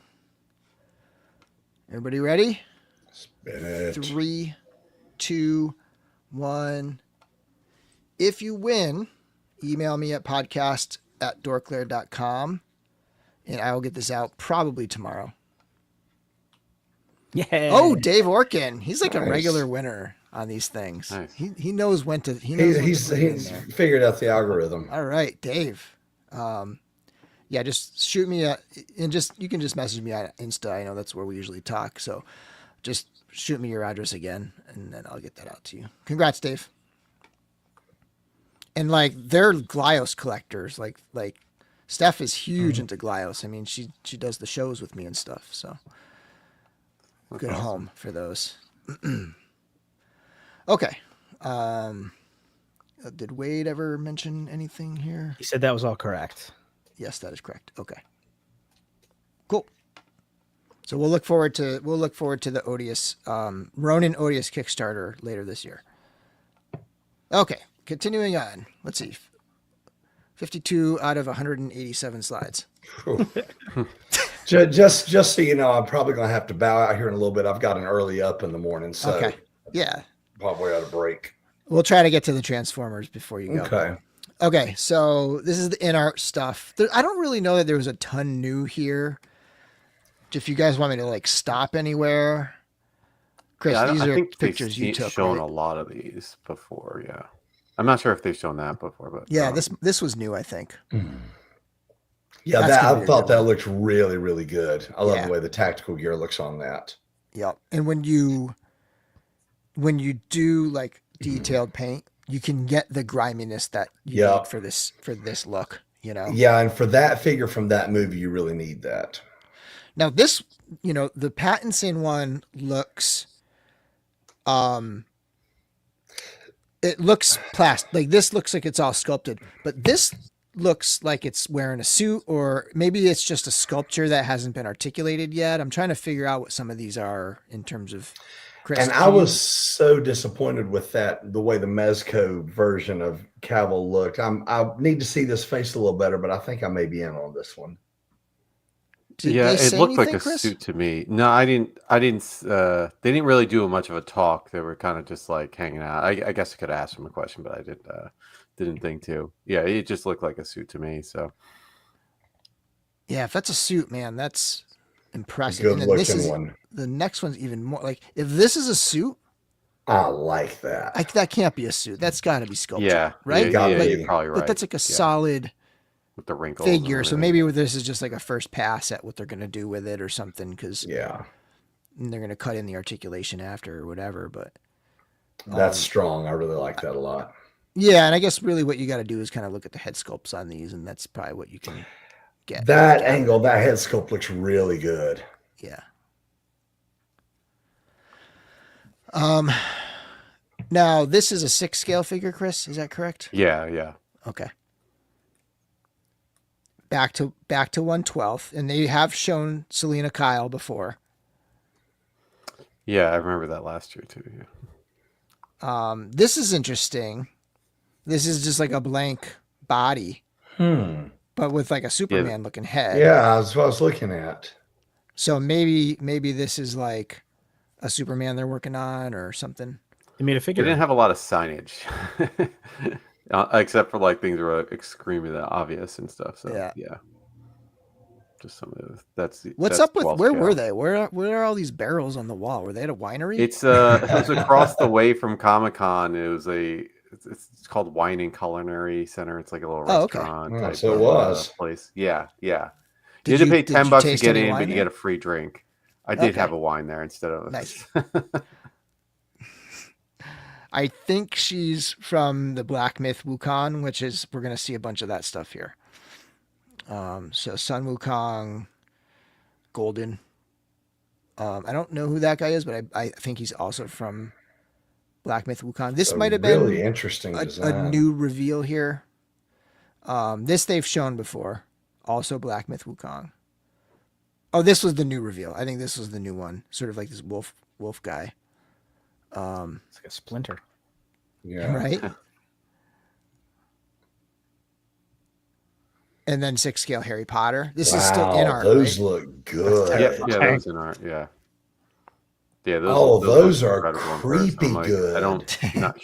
I'm not huge into that at all, but I was like, wow, that would be a great. Yeah, I don't think I own any Harry Potter stuff, but man, those are super impressive. It's all real hair too, right? Rooted hair. Mm-hmm. Yeah. And then Michael Jackson. And Negan. Oh, that looks good. Yeah. And I think that might be it. Oh, this is a 6 scale. Is this a 6 scale? Yeah. Yeah, incredibly ornate. Mm-hmm. Really are. Yeah, because you Holy can see the other crap. figures behind there. Yeah. Mm-hmm. And then we're into NECA.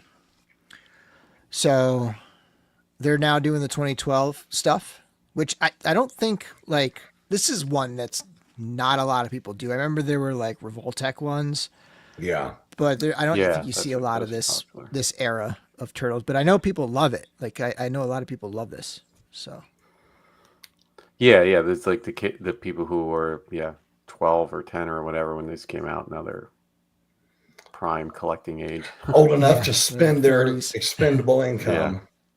Like it had to happen at some point because I'm like, there's not enough cartoon stuff to do. I'm like, I cannot believe how deep they've gone on their cartoon stuff. Like It's for amazing. the 88's cartoon stuff. Yeah. I mean, like you got to move on to like main characters of other versions. Nikki Nicole, this is her most looking forward to.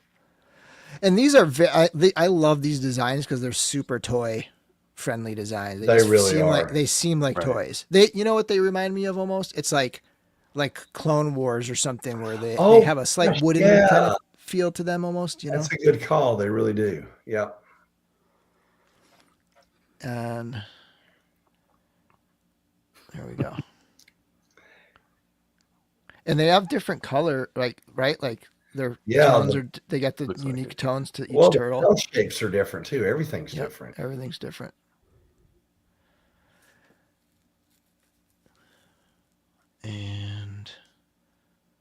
That's it. So a couple foot soldiers, Shredder. That's a cool looking Shredder. Yeah. I like that. I like that Big a lot. claws. That would be like something where I would buy like one thing from the line, like my Goliath from Gargoyles. That would be a nice one-off. I really like that a lot. And then Monsters. Oh, let me actually pull the banner down. Unless Grandpa has his cocaine fingernail, I'm out.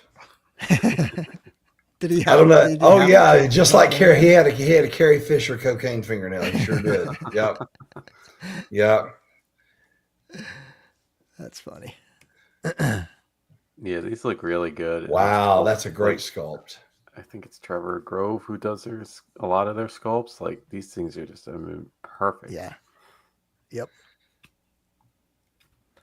I say it over and over, and I say it every week, but we really are in a golden age. I just can't believe sometimes how nice some of the stuff we're getting is. It blows my mind. Hammertron is asking, what are the prices of the in-art figures? The 112 stuff, like this Batman, they're in the like 70 to 90 range. Like I think the regular Batman is 70 and the deluxe is 90. Like you can get them for like 90 shipped from some of the import shops, but they're not directly available in the US.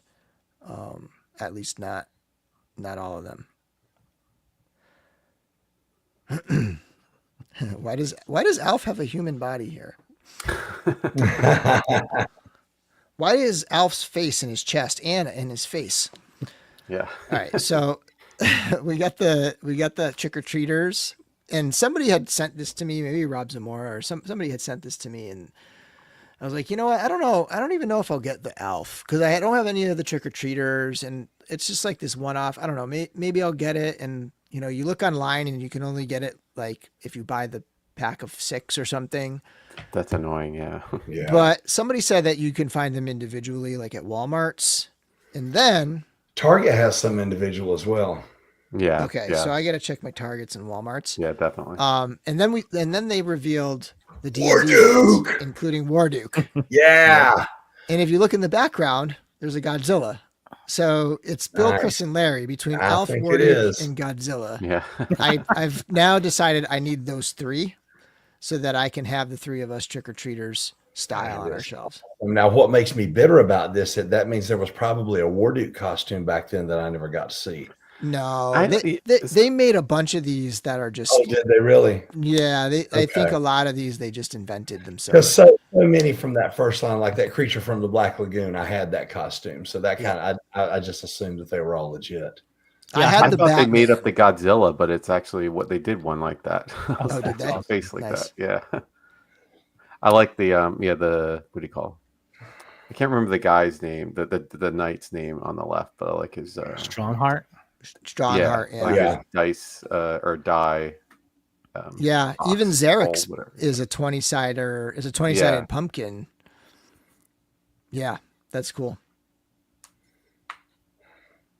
Warduke's got a cool skull. Now That is really cool. I love the they shirt. should do ones with McDonald's and then have it be like the Hamburglar and have them carrying the old McDonald's pumpkin. Yeah. Pumpkin buckets. Yeah, Yep. that'd be great. This line, that kind of, now you're hitting my sweet Sorry, spot. you had one thing to say. Oh, I was going to say this line hits so much nostalgia for me because, you know, growing up, we didn't have those nice muscled up padded suits that the kids had today. We had Yeah. these vinyl things that you literally could wear for one night and then they fell apart. Yep, Yeah. totally. That's Yeah. why I got the Gizmo one of the trick or treaters because I Yeah. actually had the Gizmo costume. That's why I got Creature from the Black Lagoon because I had that one. I should get the Batman because I'm sure I had other costumes. I just can't remember them because I don't have any pictures. But I do distinctly remember the Batman because I have pictures of me in the Batman. And a lot of them were like that too. They were just bad costumes. Like Yeah. the character, like sometimes like the shirt wouldn't even look like you were the character. It was just like a vinyl Another shirt. picture of the character. Yeah. Like the Alf Like one. that, like the Warduke. Yeah, exactly. Okay, so Oh, the boy. Mondo. This is the thing that's gonna rope me back into Yup. giving Funko my money.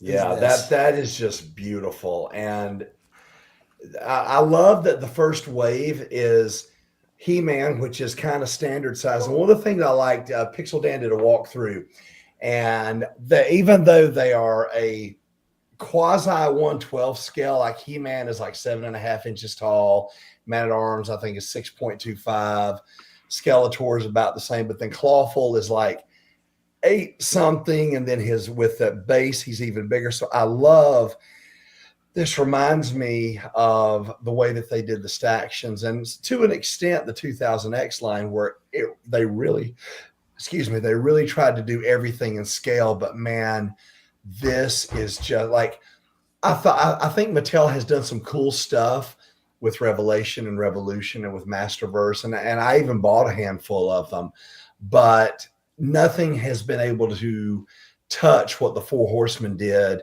both with 2000X, with the figures, with the Stactions. And I don't think the Stactions get enough love in retrospect. Those things were completely amazing. And then especially with the Classics line. But this, man, this right here, everything that they've shown so far is just amazing, just unreal. And one cool thing that they said on this Skeletor, you can't see it from this picture, but they did it to where the skull floats. The skull actually counts in the back of the hood, so that you've got black. So just like in the cartoon, it looks like that head is floating inside the hood.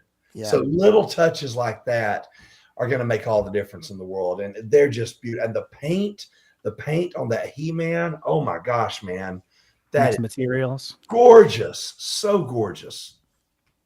Yeah.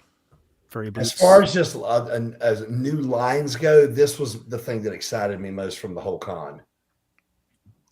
Yeah, this is the thing that's probably going to pull me back into Mondo. Although once they announce the prices, it may put me back out. Well, now I've talked to some people from the old He-Man.org board, so this is nothing official, and I'm not going to drop any names, but we should be thinking probably around Mezco 112 pricing for these. So about 100, maybe 110. Depending, like if you're like with a He-Man, you're looking at 80, 70, 80, 90, Skeletor 70, 90. Clawful is going to be more that 100, 110. If they're like kind of like a standard figures under 100, I'm probably in. I'm assuming it's got, I would think that they would go similar at least to what they're doing with the real Ghostbusters, because it's a licensed product. These look a lot more detailed. Yeah. So I know different licenses can cost different, but those Ghostbusters, they're $100 each. Yeah. Those ones, they had to be over $100. It's like the same thing with when Figure Arts used to do Marvel stuff, they had to be at least $80, so they made it an $80 figure. Mm-hmm. So hopefully Mattel doesn't. At least with Ghostbusters, it's it's like a sub license, because they don't Hasbro doesn't own Ghostbusters either. Right. If the starting point's 120, it's going to be tough for me. If the starting point's 90-ish, then I'm probably going to be in. This is a line that if it is, on that higher end, I'll walk away from Mafex figure. Like I'll walk away from several other high-end lines. That's how badly I want these. The Clawful is just out of this world. Isn't it? Look at the paint. Yeah, like if it comes with that base and everything too, I was like, it looked totally different than the other two. I mean, I know it's in the same line, but like when I looking at the three of them, like it looked completely out of place almost. Got so much going on with it. I'm gonna have to buy, because once you see the others painted up, I can't wait to see, Skeleton. So they said that the first wave is going to be He-Man and Clawful. That's going to be in September, October, and then they said Man-at-Arms and Skeletor are going to be the second wave, and they're targeting December for that. So that's cool. If they do like a 2-figure wave every quarter, I think that's very manageable. Yeah, and I love that you're getting him. You're getting a couple of the big early releases. He-Man, Skeletor, Man-at-Arms. Clawful is like a 84, 85 character, and they're throwing him in early. So hopefully they'll save the big hitters whether it's different versions of He-Man or whatever, save Tila, save Triclops, save Trapjaw, and stretch those out, have something a little more obscure with a more popular character in each wave, I think is the smart way to go. There's more paint on that base than on some figures. Yeah. Any downside with Mondo, other than the fact that they're owned by Funko, and Funko, it's another thing. It's like a company with questionable business practices. I don't think so. Larry, any thoughts on that question? As far as quality goes, I mean, I've got, you can see on the wall back here, I've got a lot of Mondo 1/6 or Mondo 1/6, and I've not had any issues with any of them. They're wonderful figures. Now, there were a couple of figures that had some QC issues. I think Tila had some, but I didn't get that figure. I would love to be all in on these, but $260, $70 a pop. It's not realistic. Huge. Yeah, I mean, so like with Trapjaw, they did 3 Trapjaws. I got the original comic book version, and then there was like the Buzz Off I didn't get, but I would, I'd love to go back and pick that one up. And there was another one, Manny Faces, they just revealed. Would love to get that, but that's just going to have to be something maybe I pick up when we hit those winning lottery numbers, or I invent something that a bunch of people want to buy. And then if you needed more 2000X, Mattel is doing cartoon, accurate figures for their line. That I think they kind of describe these as closer to the Origins stuff. Like they're going to be taller because they're going to kind of be like a longer. They're kind of longer, like designs. Better proportioned, yeah, differently proportioned. So, but yeah, they're going to kind of be in that style. But yeah, straight up just cartoon versions. I'm sure they'll have, be regular like retail figures. But it's amazing, like, the cartoon accurate, and then you compare it to the the Mondo stylized versions and just how different they can look. It's a little, it's got to be tough putting them up, like revealing them at the same show at the same time. It's like comparing, I don't know. Apples to hand grenades. Yeah. But they did do a good job of really getting that cartoon, that MYP flavor in there. And I think for the folks that do want something that's more, because the ones that we just showed from Mondo, they look like the Stactions mixed with what the 4 Horsemen did in the figure line, mixed with what Mondo's doing. And these really do look like it. For the people who like the Origins style figures and they want to be able to build out a really, really nice cartoon collection in something that's stylized in that way, I think these are going to do just fine. They'll definitely find a market, because there are going to be plenty of folks that aren't going to spend what I'll spend on. Yeah, especially when you kind of, see this as an extension of the Origins line. For sure. For sure. Yeah. Speaking of Origins, we got the Transformers. This will be a good transition, by the way. Yeah. We got the Transformers MOTU now. We had the Turtles. We had D&D. We had D&D, Thundercats. Yeah, they've done everything. I'm not sure how I feel about this. They'll sell. I will get the He-Man Optimus Prime, having not even seen it. I'll get that. And I think this Skeletor Megatron is interesting looking. Beyond that, I doubt I'll dip my toes in this, but I'm a mark for anything that's Optimus Prime, and that Skeletor looks interesting enough. I'll probably pick it up. Nate Strong, who by the name should be an expert in strength, somehow without your pipes exposed could not recognize you. It's one of my policies when I'm prepping. I stay covered up. I even try not to look at myself too much, because you get into your own head. Like I don't know if I told you guys this. I'll do a quick aside here. I had a skin cancer removal about 8 or 10 weeks ago. Yeah. So when I had that done, the doctor said, "Hey, you're going to have an inflammatory response. Take that how you want to. Just be prepared for it." And like the first probably 6 weeks of my diet, my body did nothing. Like I was kind of panicking. And if it weren't for my wife and my coach, they're just like, just relax, everything will be fine. So the problem with prep is like I can prep other people just fine. I get inside my own head. And so I try just to avoid mirrors, and when I go for check-ins, I let him look at me and tell me what he tells me. So yeah. Mm-hmm. Yep. So this is our transition into Transformers, and I thought Blastoff looks. There's awesome. your boy. Yeah, he looks so good. They did a really, really good job with him.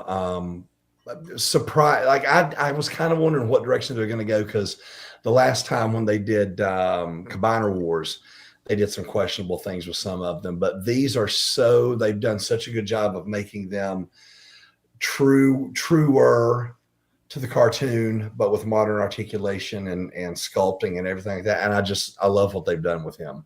Yeah, and if you can pull off all three, where it's like robot and the combined Bruticus, like if you can pull it all three, that's like the trifecta, dream, right? Yeah.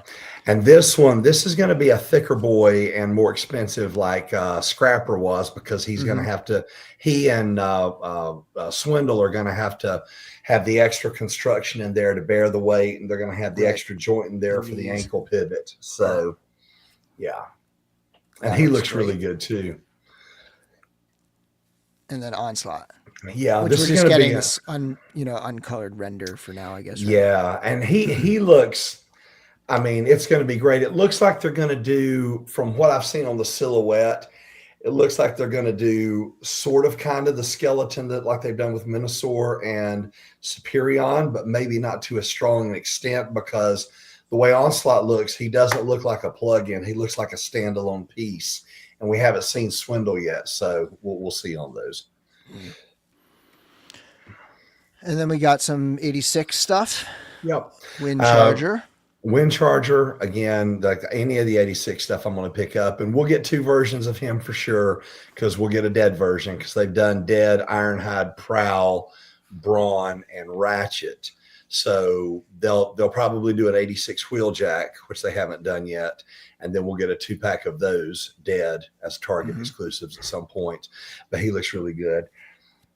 On the Transformers end, this probably excited me more than anything, because we've been due a new Seeker mold for about 5 or 6 years. And I don't know if you guys saw it, but there was they actually had the red and clear mold of this thing. This is a computer render. They were transforming it and stuff. Oh my gosh, dude. It's I think Suicide is the guy who worked on these, and he'd done some of the Masterpiece stuff as well. This is a masterpiece in Voyager size. The engineering of this thing is unreal. Yeah, this is also my most anticipated from this. Just classic, and so we know we'll get up the other. The other 3 originals, probably a crown version variant of Starscream, and then the 3 cone heads at the least. Yeah. And then this crazy Titan, Grimlock.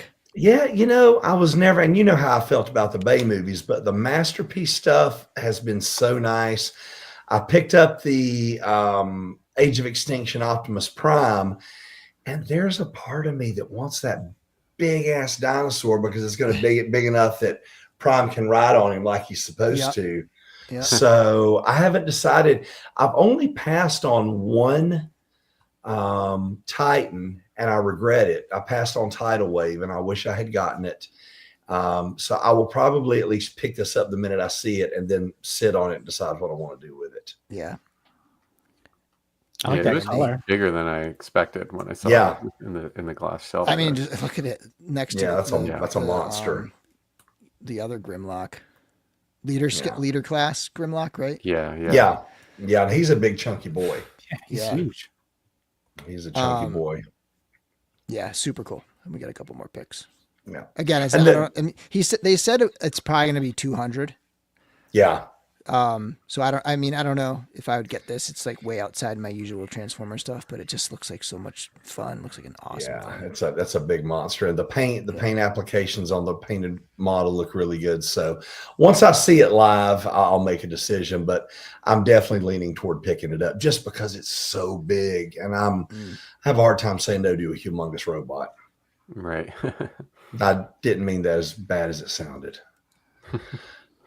But yeah, that's a good looking set. I dig it. And then G.I. Joe, and then Larry will let you.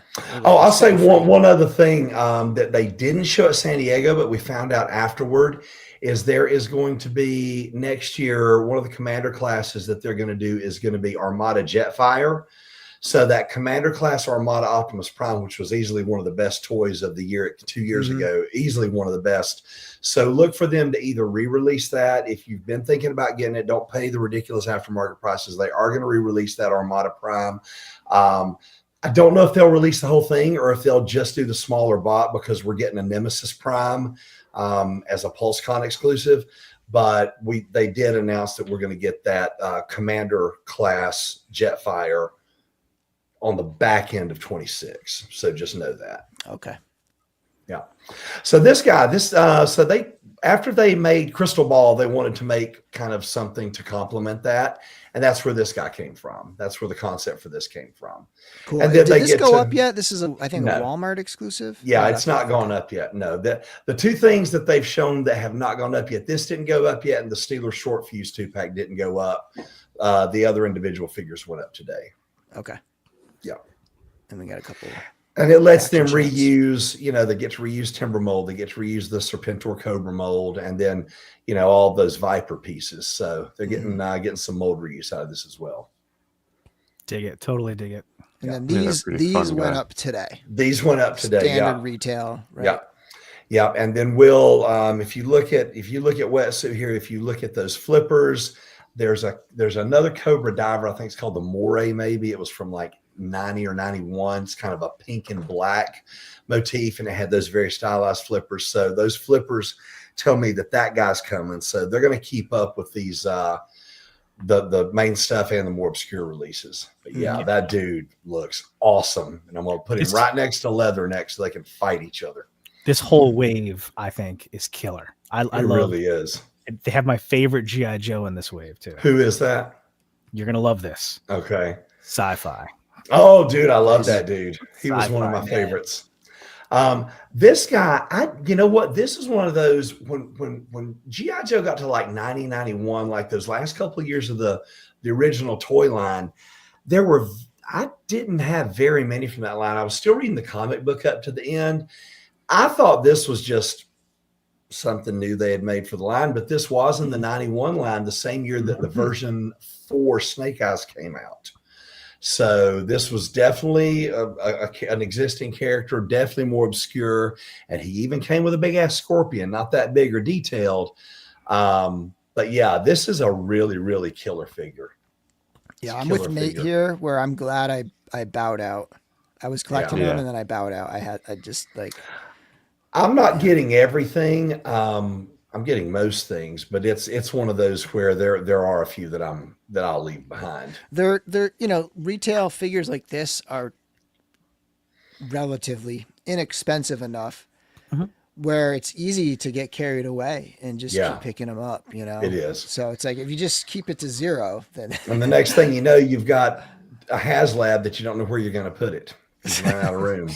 I've been pretty calm on the classifieds, but like they're hitting some of the ones that I would definitely want. Like we got the Techno Viper last year, Wetsuit, Sci-Fi, and Nikki mentioned it. I thought the same thing. Hydro Viper. That was it. That was the one. Hydro Viper. That's the one with the different flippers. Thank you. Yeah. There you go. Yeah, that's the one. I like the ones with the creature like that. Like I might pick that up because it comes with the cool ass scorpion. Yeah. Right. Like, I always like the animals. Yeah, the animal sidekicks. And Hasbro's stuff is usually articulated. Yeah. So I would imagine there's that tail's probably going to have joints. Oh yeah, it's fully articulated. Someone just put up a picture of an in hand of the Snake Eyes, the radioactive Snake Eyes with the polar bear, and wow, what a great job they did with that thing. Yep. This is kind of a variation on a theme with that Range Viper. This guy, I hadn't seen the actual toy pics. All I'd seen was the renders. Wow, that looks really good. That looks really good. I picked that up. It's an army builder. I'm not going to army build anything, but I always loved that Range Viper head, so it's hard for me to say no to that.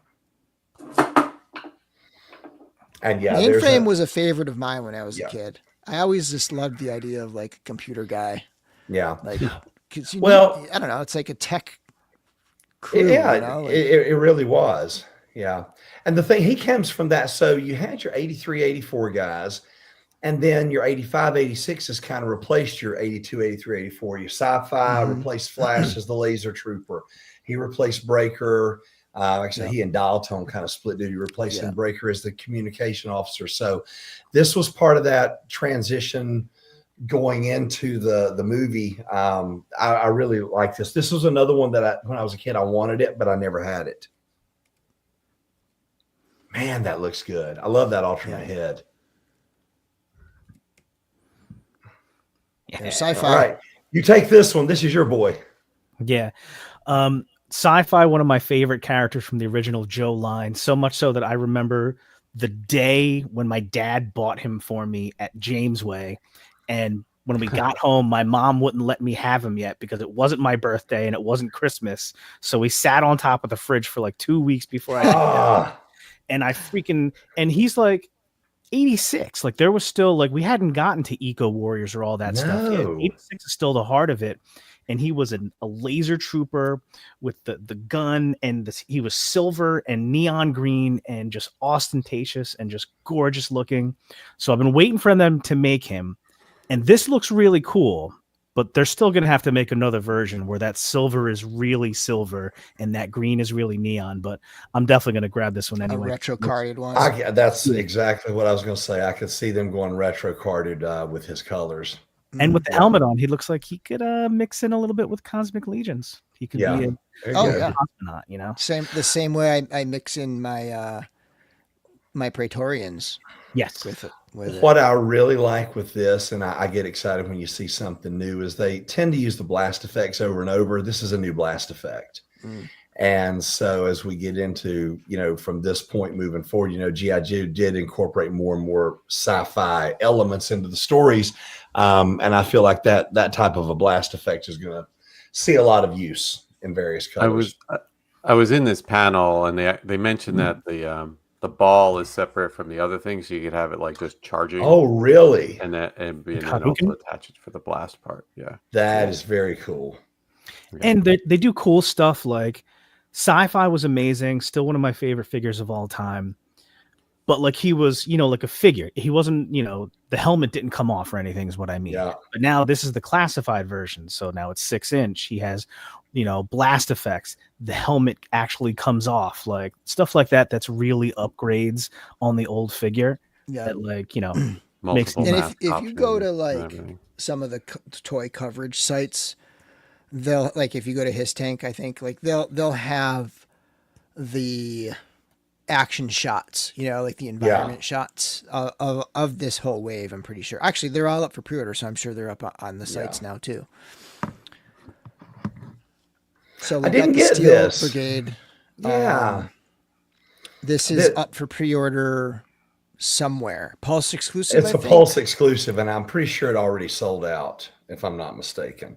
Yeah. This was an easy pass for me. I've got the Steel Brigade that I wanted, and someone said on one of the post SDCC podcasts, he's like, "Yeah, I don't know. Does it really like a modular defense post? It looks more like a porta potty to me. And if you put a bunch of them together, you're not going to build a fort. You're going to build a bunch of porta potties." So if they had some various different styles, like a couple of different styles, or maybe the walls, I don't know, maybe the walls come apart in a different way. I don't know. But if I had a room and it was just G.I. Joe, then yeah, I would get this. And that's why I didn't get the Snowcat. I got nowhere to put it. So yeah, I mean, it's good looking for what it is, and I'm sure plenty of people are going to want it. Not for me. The sandbags give me the old school vibes. Oh yeah, for sure. Yeah. But yeah, I mean, it's pricey set, like $60 or something. Yes. Like, but Seems excessive. I mean, the figure's 25. So is there $35 worth of plastic in that porta potty? I don't know. Maybe. I don't know. Well, if you're really looking to make your, music festival playset and you just need a row of porta potties, you're going to need 30 of there you those. go. by the Now, way, it does look can we pretty good analyze the porta stacked potty up. for a second? If you go in from the back, okay, if you enter from the back of this thing, just look at Yeah. it where it is right now. Your head is looking out, and Yeah. there's also a little window down there too. So just saying. Well, I guess you can charge. Maybe you just pee out of admission Maybe so. Maybe it lets you moon the crowd while you look over your shoulder and grin at them.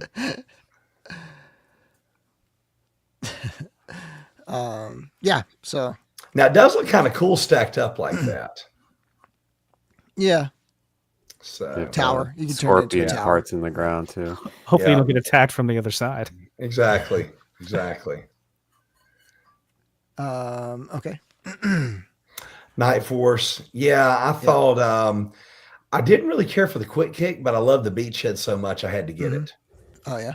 Yeah, had to get it. One of those like loaded sets gets a ton of kind of accessories. And they really do. They do a great loadout with these things. So, and I like that they have the alternate heads, but that beachhead just looked too cool to me to pass up. This is more like this. Are they both 60? Yeah, Or, I think like, the 2-packs are 60. well, I think getting two figures versus getting a figure in a thin plastic, like you said, porta potty. Yeah, Like, this is so much more appealing to me. especially with all the loadout. I mean, look at all those accessories. Mm-hmm. It's a lot. Pythona. Yeah. Oh my Yeah, I dig God. that. I'm gonna tell you the reason and this is why I'm not a good person. The reason I really love this is there's a YouTube channel, Viper Island. They do a bunch of stuff, and the kid on there just rails. Like when Nemesis Enforcer came out, he hated it, and he's going on about how he ate Globulus, and this thing dropped, and I was like, I love this, if for no other reason is because that kid's gonna have a meltdown, and it makes me happy because he's one of those people that's just like, you know how the you get the stereotypical comic book shop guy that wears braces and slobber while he talks, and he's so my opinion is the law. So yeah. But beyond that, I really like the figure too. It's a really well done Pythona. I'm this will super be- excited about this, man. This will be like New York Comic Con and various fall conventions, and then afterwards on Pulse. And I'm hoping when we get this, it comes along with a preview, because there was one of those figures that we could see what looked like the Cobra Law Trooper in the background, but what I'm really ready to see, and it'll have to be probably a $60, $50, $40 $40 figure at least, will be Globulus, because he's going to have to come with the pod and probably a whole bunch of biomechanical or bio weapons like that. Yeah. And we never got Pythona. Nope. We never got her in the O-ring No. O-ring line. Did they do Got her that. 25th anniversary? Nope, they did not. They didn't do any of the Cobra Law for 25th or 35th anniversary, I don't think. I wasn't sure because I was checked out for 25th anniversary. No, I've got 4 shoe boxes full of them. I was pretty much all in for like 4 or 5 years of it, and I don't recall seeing any Cobra Law.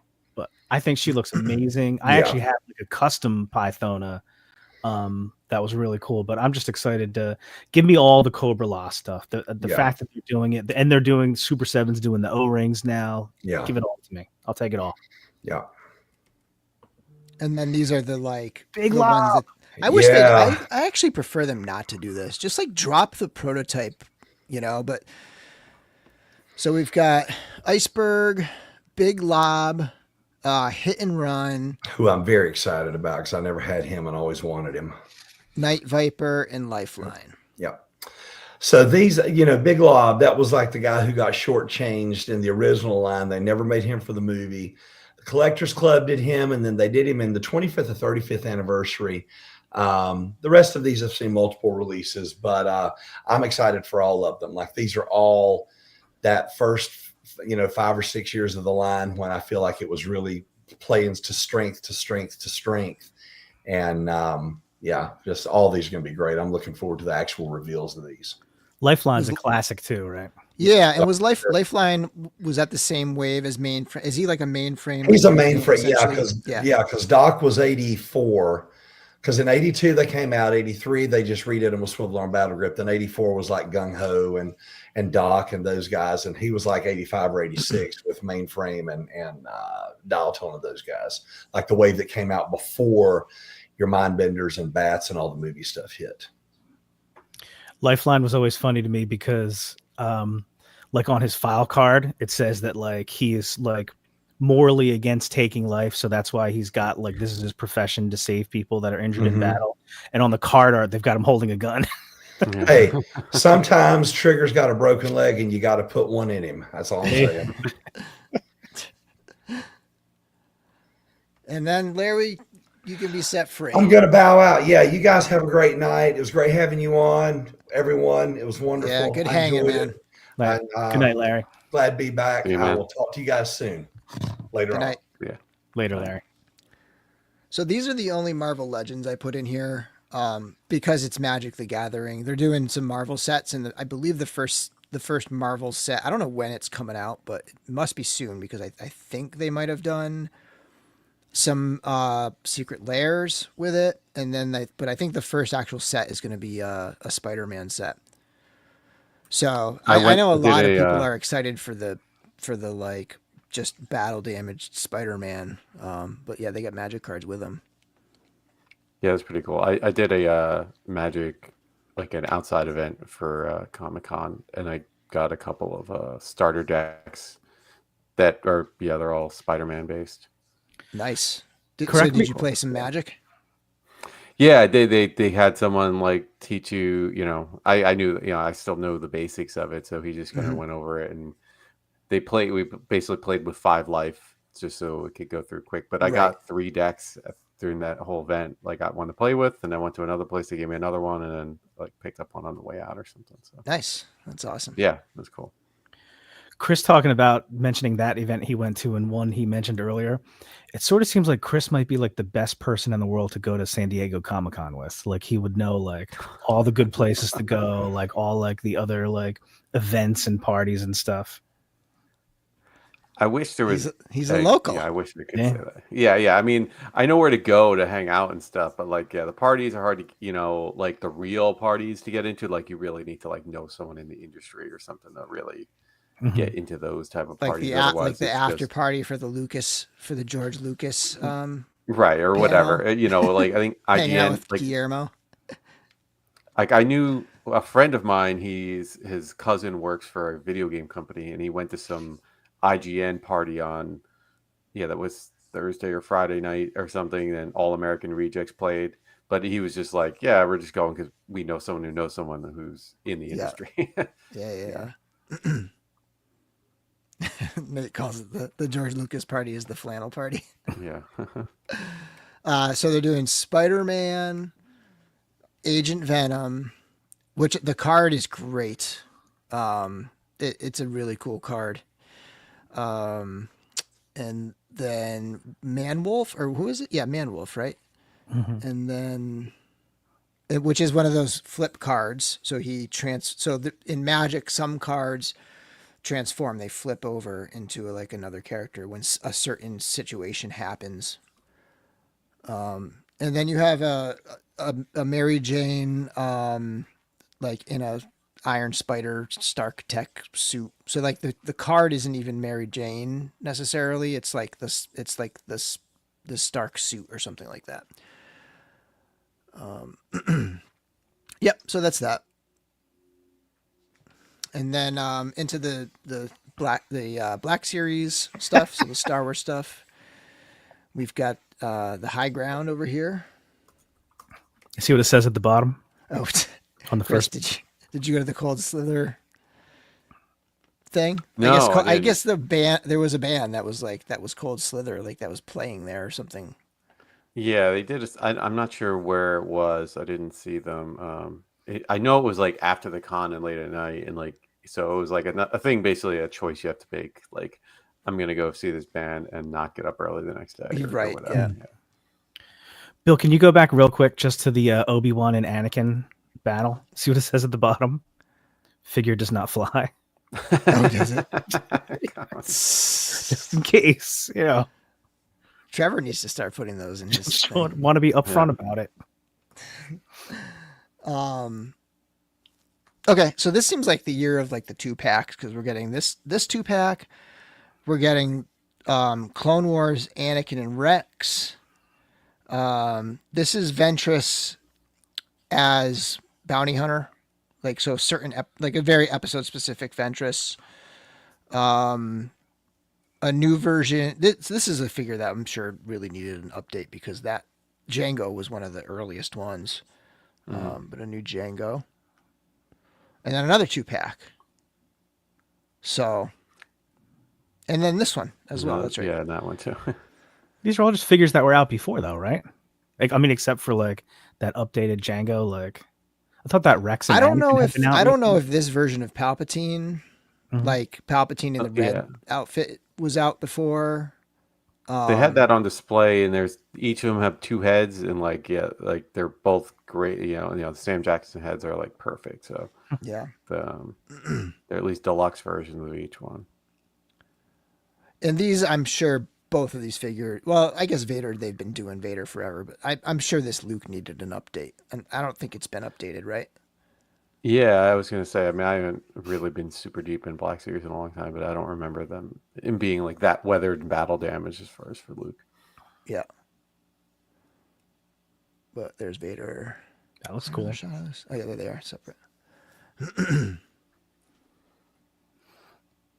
And then vintage collection. So I forget the availability of this set. If this is a Pulse exclusive, I can't remember. But it's got the Sebastian Shaw. Is that his name? It's got this. It's got like, so you can use his head too. That's really cool. So we can. A lot of us can do what we wanted to do the whole time, and that's change Ghost Anakin back to the other Anakin. Yeah. These are available now. So these just went up for pre-order like yesterday or something. These I ordered. These are the remakes of the A New Hope to kind of, they've been doing it. I have the Luke, I have the Leia, the Obi-Wan has been on pre-order for a while. So now we got Han and Chewie. So I was definitely in on these.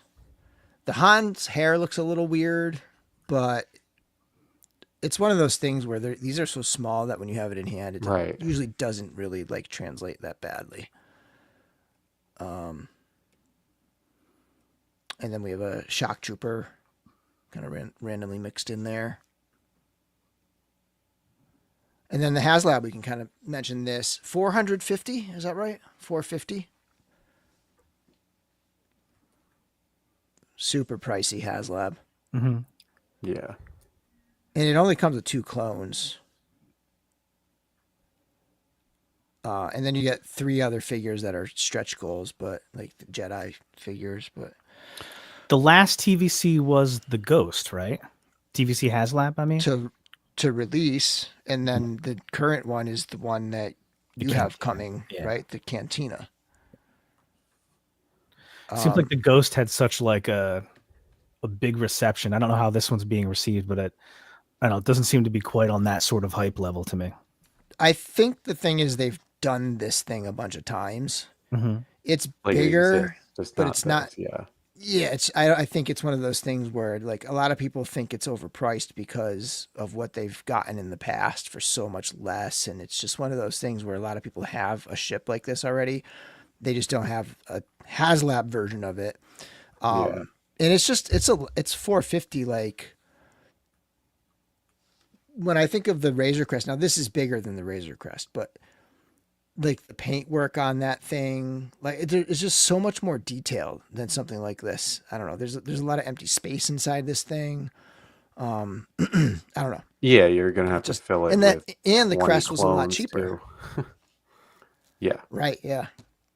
I mean, if it's like what do you call it? If the tariffs are like 30%, this may have been only like 350 or something, whatever, a year ago. Because they have to be incorporating that because they're going to be hit with every other Haslab they've done that's not shipped yet. Right. You're going to have to pay that they priced out a year and a half ago or whatever. So, And yeah, and looking at this, it's bigger. It's not like it's so much bigger. Yeah, it's 20% bigger. It's like I'd probably be fine with 3 3/4 figures at the smaller one. Yeah.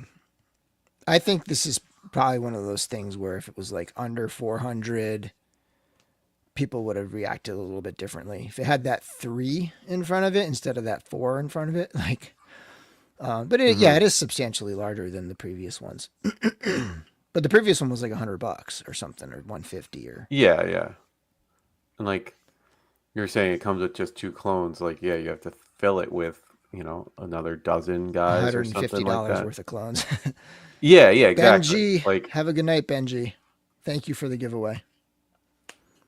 Like, no idea if, I don't know how cheaply, if they were like, we just want to make 20 whatever limited paint app clones, or maybe, well, they want it to be premium, so it'll be nice clones too. But Right. I don't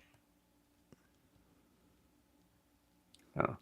That's probably part of their marketing thing too, obviously, is that they're going to be like, oh, well, here are some 4 packs of clones you can buy now or whatever. Yeah. Oh yeah, for sure.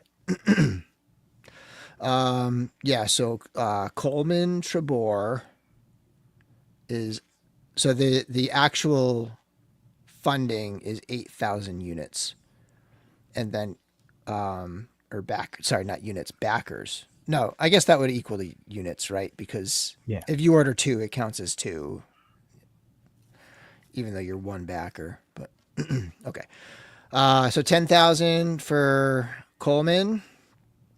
12,000 for Sdcc. These are all the Jedi that died in the. These are the 3 Jedi that died with Mace when they went in with Mace, right? To take on I think so. Palpatine. Yeah. And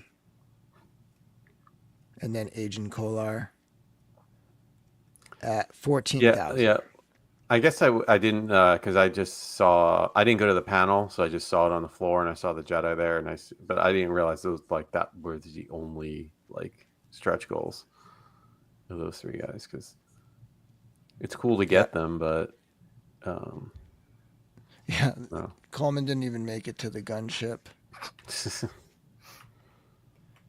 Oh yeah, Dino Man got killed by Django. That's right. Yes, Coleman, he got killed by Django. Yep. Yeah, I'm thinking of the wrong movie here. But Stacey Tin was still around. He might have been there. He got some screen time. Yeah, so last week it was my wife's birthday on Thursday. So we didn't do it. And then we were like, well, that's fine because that's going to be before all the news anyway. So we'll have time to digest all the news and then we'll do it this week. But this is a Legions Ladies Week, so I decided to do it tonight because Tuesdays there's not a ton of Legions. It's like the one night where there's not a lot of Legion stuff going on. Kit Fisto was there, yes, that's right. Kit Fisto 2. Remember how like Kit Fisto looked so different in like the 2 movies? Yeah. Like he had like different eyes. And then we have, who's making these again? Factory Entertainment. They were at their booth, so yeah.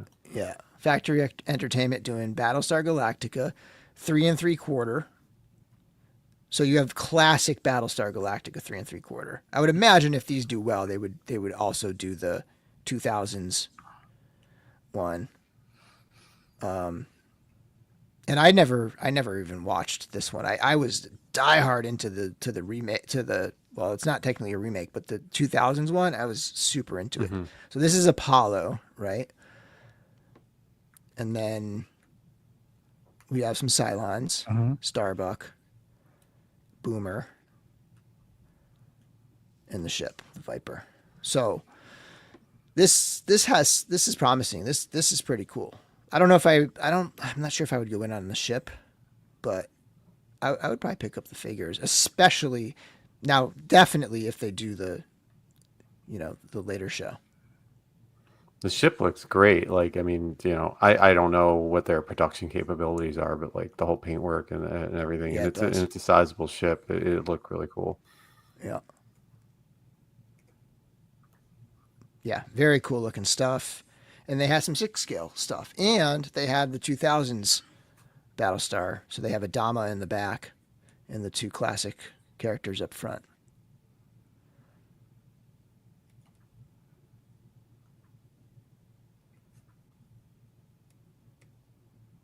And then a couple other properties, Miami Vice, Airwolf, and Knight Rider. I've been praying for like Mezco Miami Vice for years, but they can't get the pastels right. They're still working on the pastels. Right. I'd rather wait and get them right. Yeah, you get Bo-Katan head swap to make Starbuck. Nacelle, right? Nacelle Sectars. Yeah.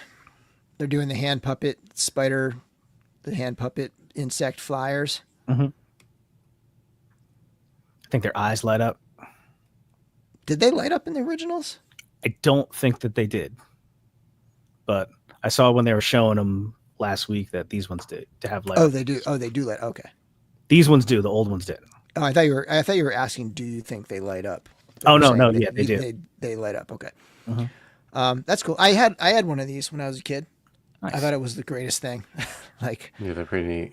it was a super brilliant idea to make a freaking puppet, like a glove insect.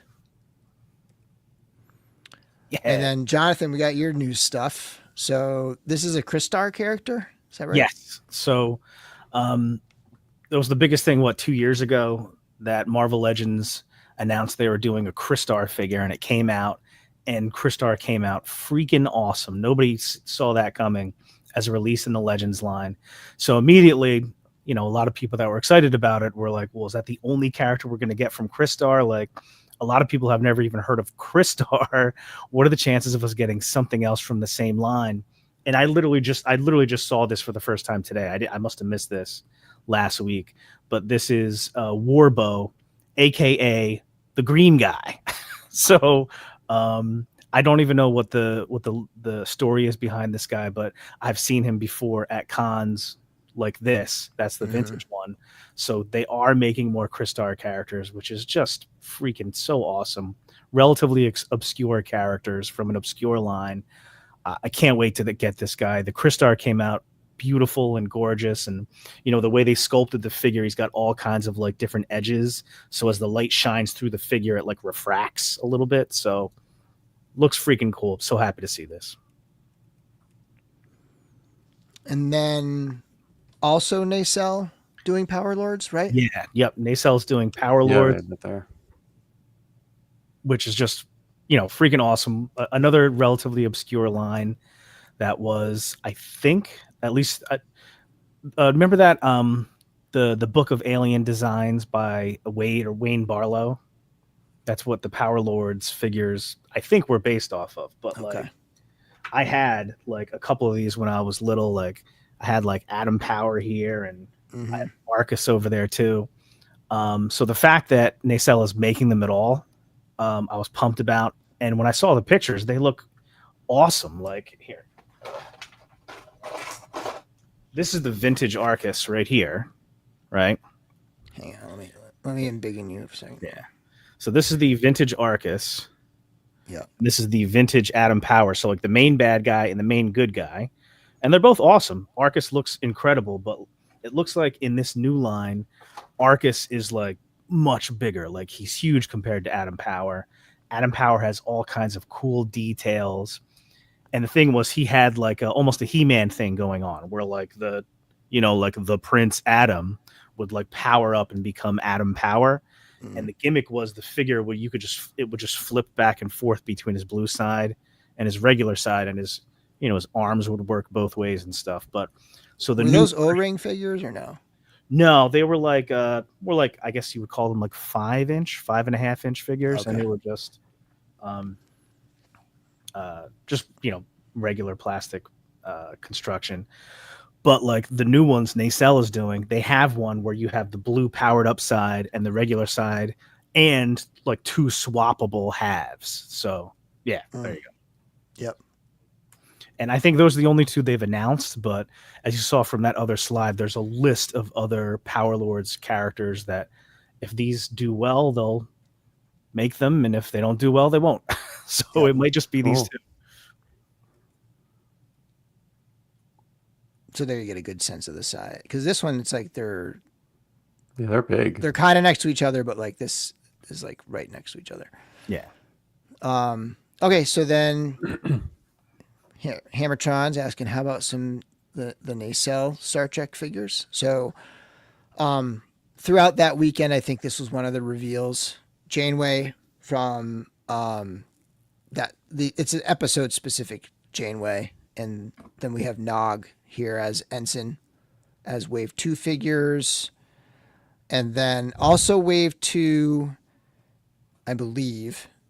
Yeah, I think the Generations with the horse, Kirk from Generations with the horse, and then we're into Wave 3. So they showed, prototype of Uhura. So this is the first kind of like, I guess not. I mean, it's because she's using the rifle, like it's kind of episode specific, but it's like, it's like a classic bridge crew look of anybody in the line, right? Because that Jane, that's a very it's extremely specific. Very specific. I mean, it's a classic episode. It's the worst year. I forget the name of the episode. It's on here. What is it called? Year of Hell. Year of Hell. Yeah. And then this is the rest of Wave 2. So yeah, even still there's not like a main bridge crew look really, because Kirk is Generations Kirk, right? They're even dipping into, so bottom right, they're dipping into the animated. Wow. That's very an interesting way of doing it, with like, especially with how many these massive shows waves there are. It's like one from everything, but just one, and it's not even like like you said, it's not a bridge version. It's I mean, I guess the good thing is like it's like it's not 10 Deep Space Nine or TNG where you're like, oh my god, I gotta buy 10. It's like you pick the one that you like. For me, I'm gonna be collecting like TNG era, kind of like the main looks. Like I'll get a Janeway, but I'm not gonna get this specific Janeway. I don't think. So yeah, I could see myself getting this Nog though. Yeah, he could be anybody. It's just like a later era Nog. It's just like later seasons. And then so here you have some main crew, right? So like this is a wave that's like all the whole crew here. Yeah, so everybody. So for the classic, the original series fans, this is the wave for them. So you're getting Kirk, Spock, McCoy, Sulu, Chekhov, Uhura, Scotty, Chapel, Rand. Like, so you're getting everyone, and then it says a surprise 2-pack there for Wave 3. So that's you're starting to get into like. Hammertron says not articulated. The horse is not articulated. Do they have ball joints in the shoulders? I would doubt it. There aren't many action figures that have ball joints in the shoulders. My guess is they have a hinge and swivel. So it's a peg that goes into the shoulder, and it's a hinge up and down. And then it's got a bicep swivel. So I'm just like looking at Uhura here. Double elbows. So it's, it's just not going to have, I doubt it's going to have any sort of like butterfly joint or anything. But yeah. So I kind of like slid those in the midst of Jonathan's stuff because it was with the nacelle. And then we got some Super 7 here. Yep. Super 7. I'm a sucker for Super 7's exclusives. I think they do exclusives really well. And they had a bunch this year that kind of knocked me out. So they did, this one's kind of weird too. So they're doing a Mum-Ra's tomb. So in the 80s in the LJN line, there was a playset, Mum-Ra's tomb.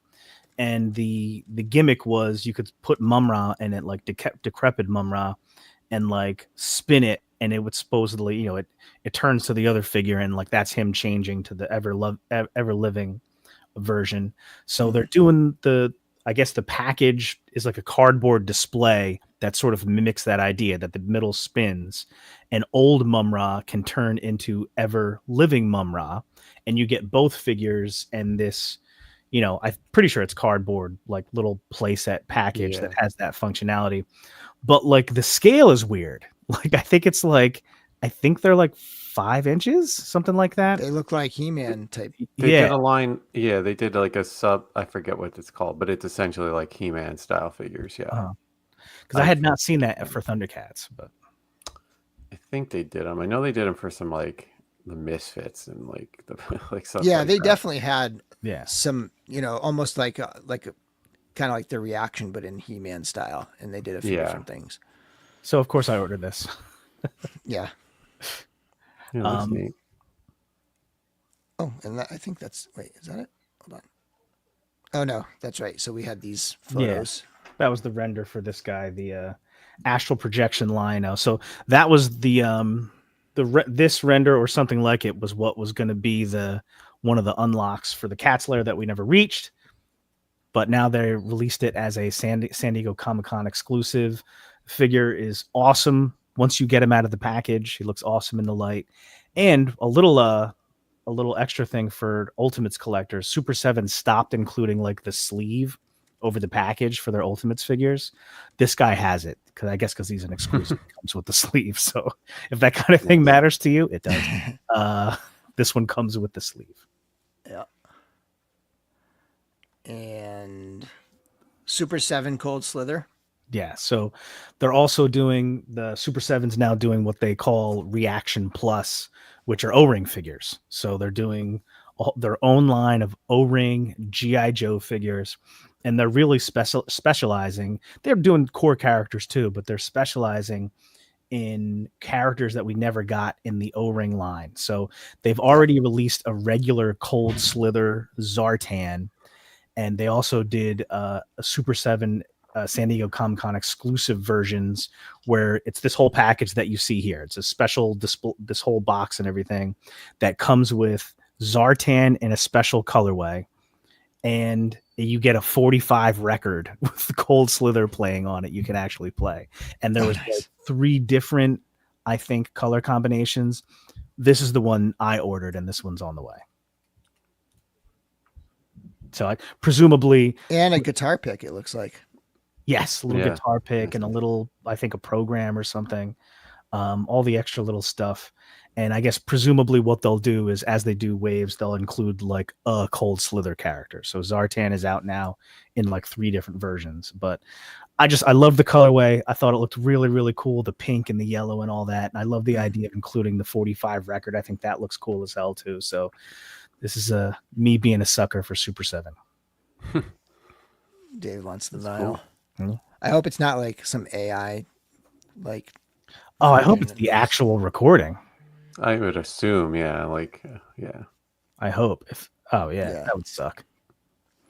Or the band that they had playing at San Diego Comic-Con, if it was them. That's what I was kind of wondering. If it would be like somebody re-recording it or something, Oh yeah, the figure stand is a 45 adapter. Yes. Oh, right here in the package. Yeah. Okay. Oh, cool. Yeah, a little mic, little guitar. Okay. Yeah. And then this was the first Super 7 exclusive I saw last week when they announced they were doing a Vac Metal Monstar. And I have the original Ultimates Monstar, which he's fine. He's big and beefy and bulky and stuff, but I wasn't even thinking about them doing a Vac Metal one, which obviously they would do at some point. And the Vac Metal has just come out so nice on the Vac Metal Ultimate style. They do look good. Yeah, they look incredible. I can't wait to see a massive Vac Metalized version of Monstar. So I got this too. Like I said that, I don't know how many of the Vac Metals I'm going to get because they're more expensive than the regular Ultimates, and that price has gone up already anyway. But I got the first 4 figures that they've released, and now I'm getting Monstar too. So I got a whole thing going on. But I think they've done the Vac Metal so well, and mine hasn't flaked off or anything at all. And they kind of said that would happen. Good. Yeah. Yeah. but they're expensive. Well, but it looks like for this one, it looks like they're doing the smart thing and they're kind of like making sure that those joints are not vac metal up in there and like, you know, because that would be tricky. Yeah, it looks awesome. Yeah, they did a nice job with them. So I'm excited for this one. Vac Metal Monstar. We did it. We got through the 187 slides. Gosh. There was still some stuff in the slides that I hadn't seen yet. Yeah, and there was still a lot of stuff that I Yeah. mean, I didn't put it like there was a bunch of Marvel Legends, there was a bunch of McFarlane stuff. There was a lot of stuff some I didn't NECA, even too. touch on. Yeah, a lot of A NECA lot. stuff. Yeah, I just only so much time. Anyway, let's check in the chat one more time. Jesse wants the pick. Dave wants the vinyl. You guys should split a set. You're right. It's easy. Oh, I had a question about their O-ring.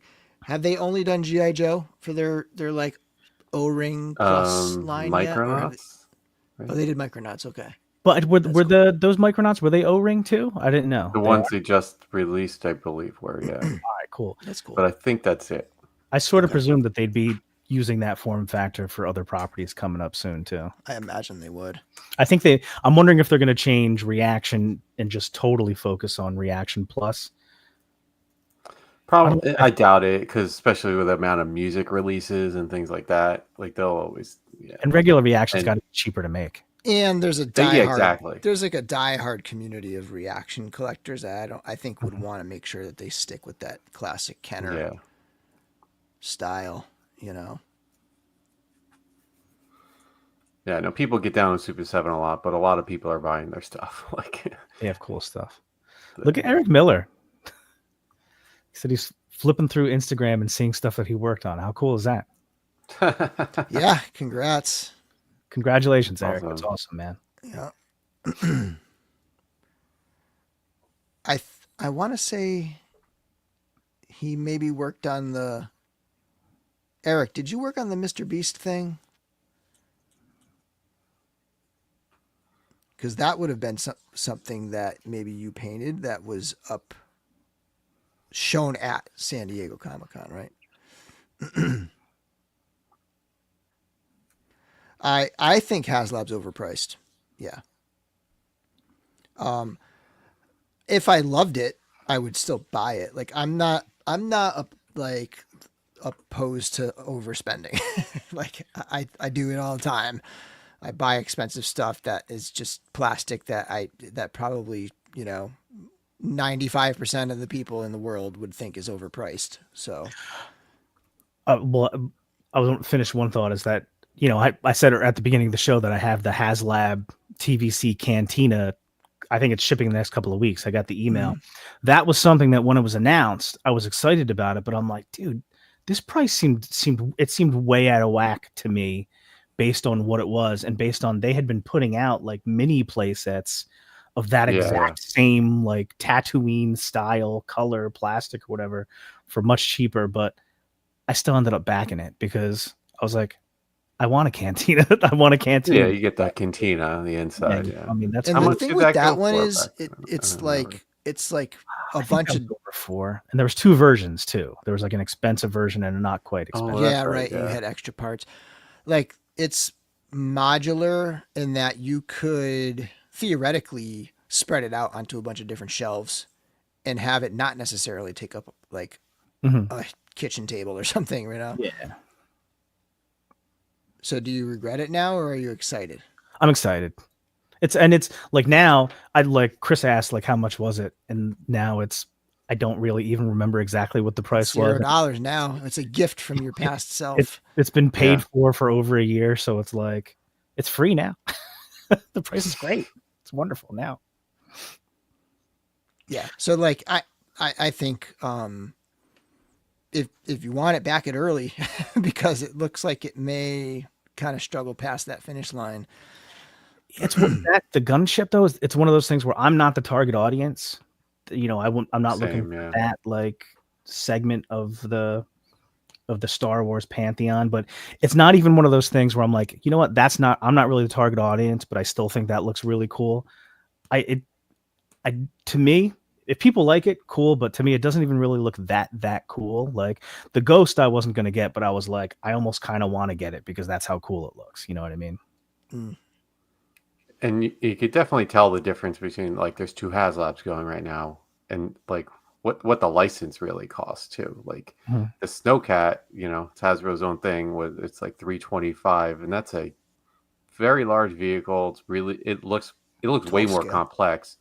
It's huge. You know, so but it's just you know, because I saw them both in person, like it looks way more complex indeed. I didn't know if the other one has electronics, but the Snowcat has electronics. Lots of stuff you can do with it. One thing they mentioned at the panel for GI Joe is that the Snowcat will have USB C plug option instead of just batteries, and it's going to have like an always on function, so you can kind of, they're like, it could be your lamp if you want it to be a lamp and just sit there. So they're like, you know, we wish we could go back and like, you know, do that with the other ones that have already released, like the Hiss tank or something, but the like, you know, they're going to try and do that with like, you know, going forward to provide that option for like, you know, if you're just having display on and stuff like that. That's cool. But yeah, in general, like, yeah, it's just you see a huge difference in what you can get because of the license cost too, I think. Yeah. I loved the whale as a kid, the hovercraft. Cool.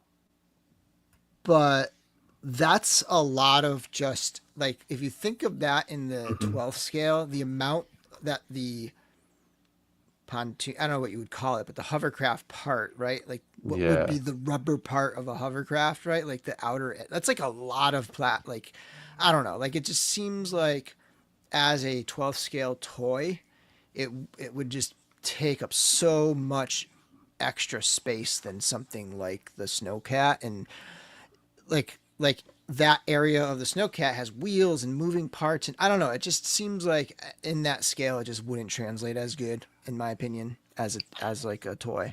Feels like there'd be less you could actually do with it, unless it actually hovered.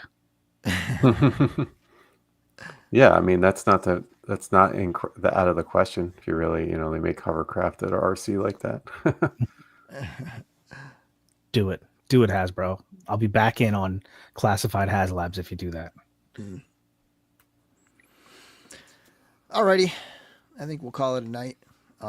Congrats to Dave Orkin. I will get that shipped out to you probably by tomorrow. Jonathan, you're going to be reviewing your Gomez? Yep, I am. First of all, thanks for having me on again. I was really hyped to come talk to some SDCC. I am working on an Agent 1975 Gomez review right now. There's so much stuff coming in that I want to at least do quick videos for, but I've never settled like on any type of process of doing a quick video. It's like almost like I can't do it, but I really want to get it done by this weekend because I'm going to SummerSlam, baby. I'm going to SummerSlam this weekend, and I am pumped for it. Nice. Where's that at? At MetLife Stadium, right here in Jersey. Oh, okay, cool. Yeah, you don't have to travel that far. Great. Yeah, so I'm going to WrestleCon to take pictures with a bunch of wrestlers beforehand, and then I'm going to SummerSlam. It's 2 nights now. One night with my buddy, and one night I'm bringing my son Chase. So we're gonna see CM Punk, Cody Rhodes, all those guys, man. That's this weekend? That's this weekend, yeah, Saturday, Sunday. So I'm pumped.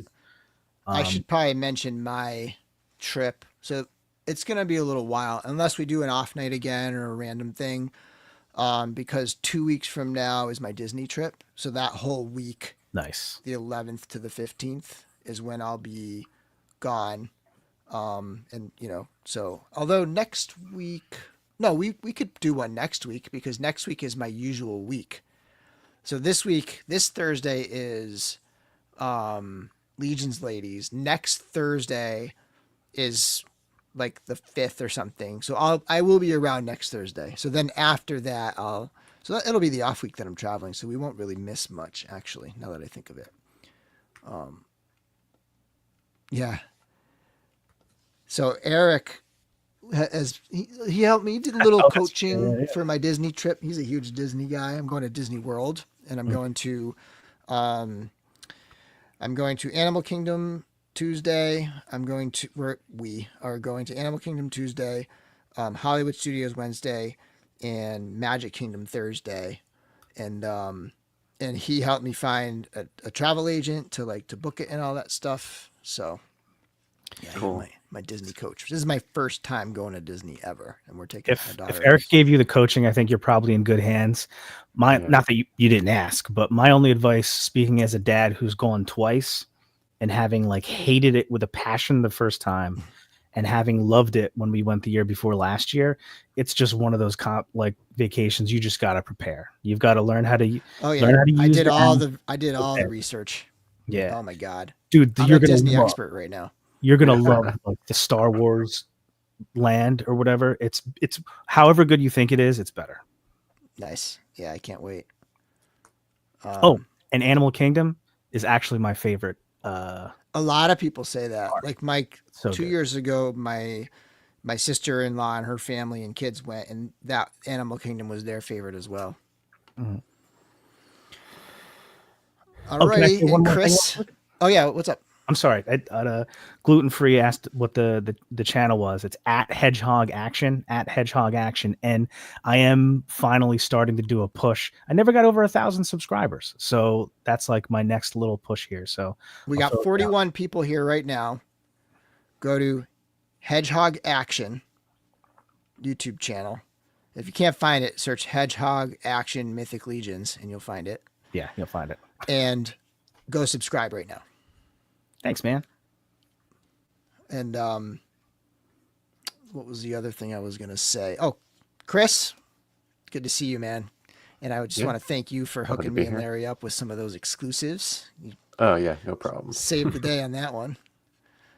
Glad to help. And yeah, so I don't know. Are you going to be around next week? Do you want to come back on? Or Possibly. Yeah, I'd say more than likely, so I can give it a shot. Cool. All right, keep me posted. All right, everybody. Thanks for watching. And until next time, may the force be with you. Follow me into the doorway.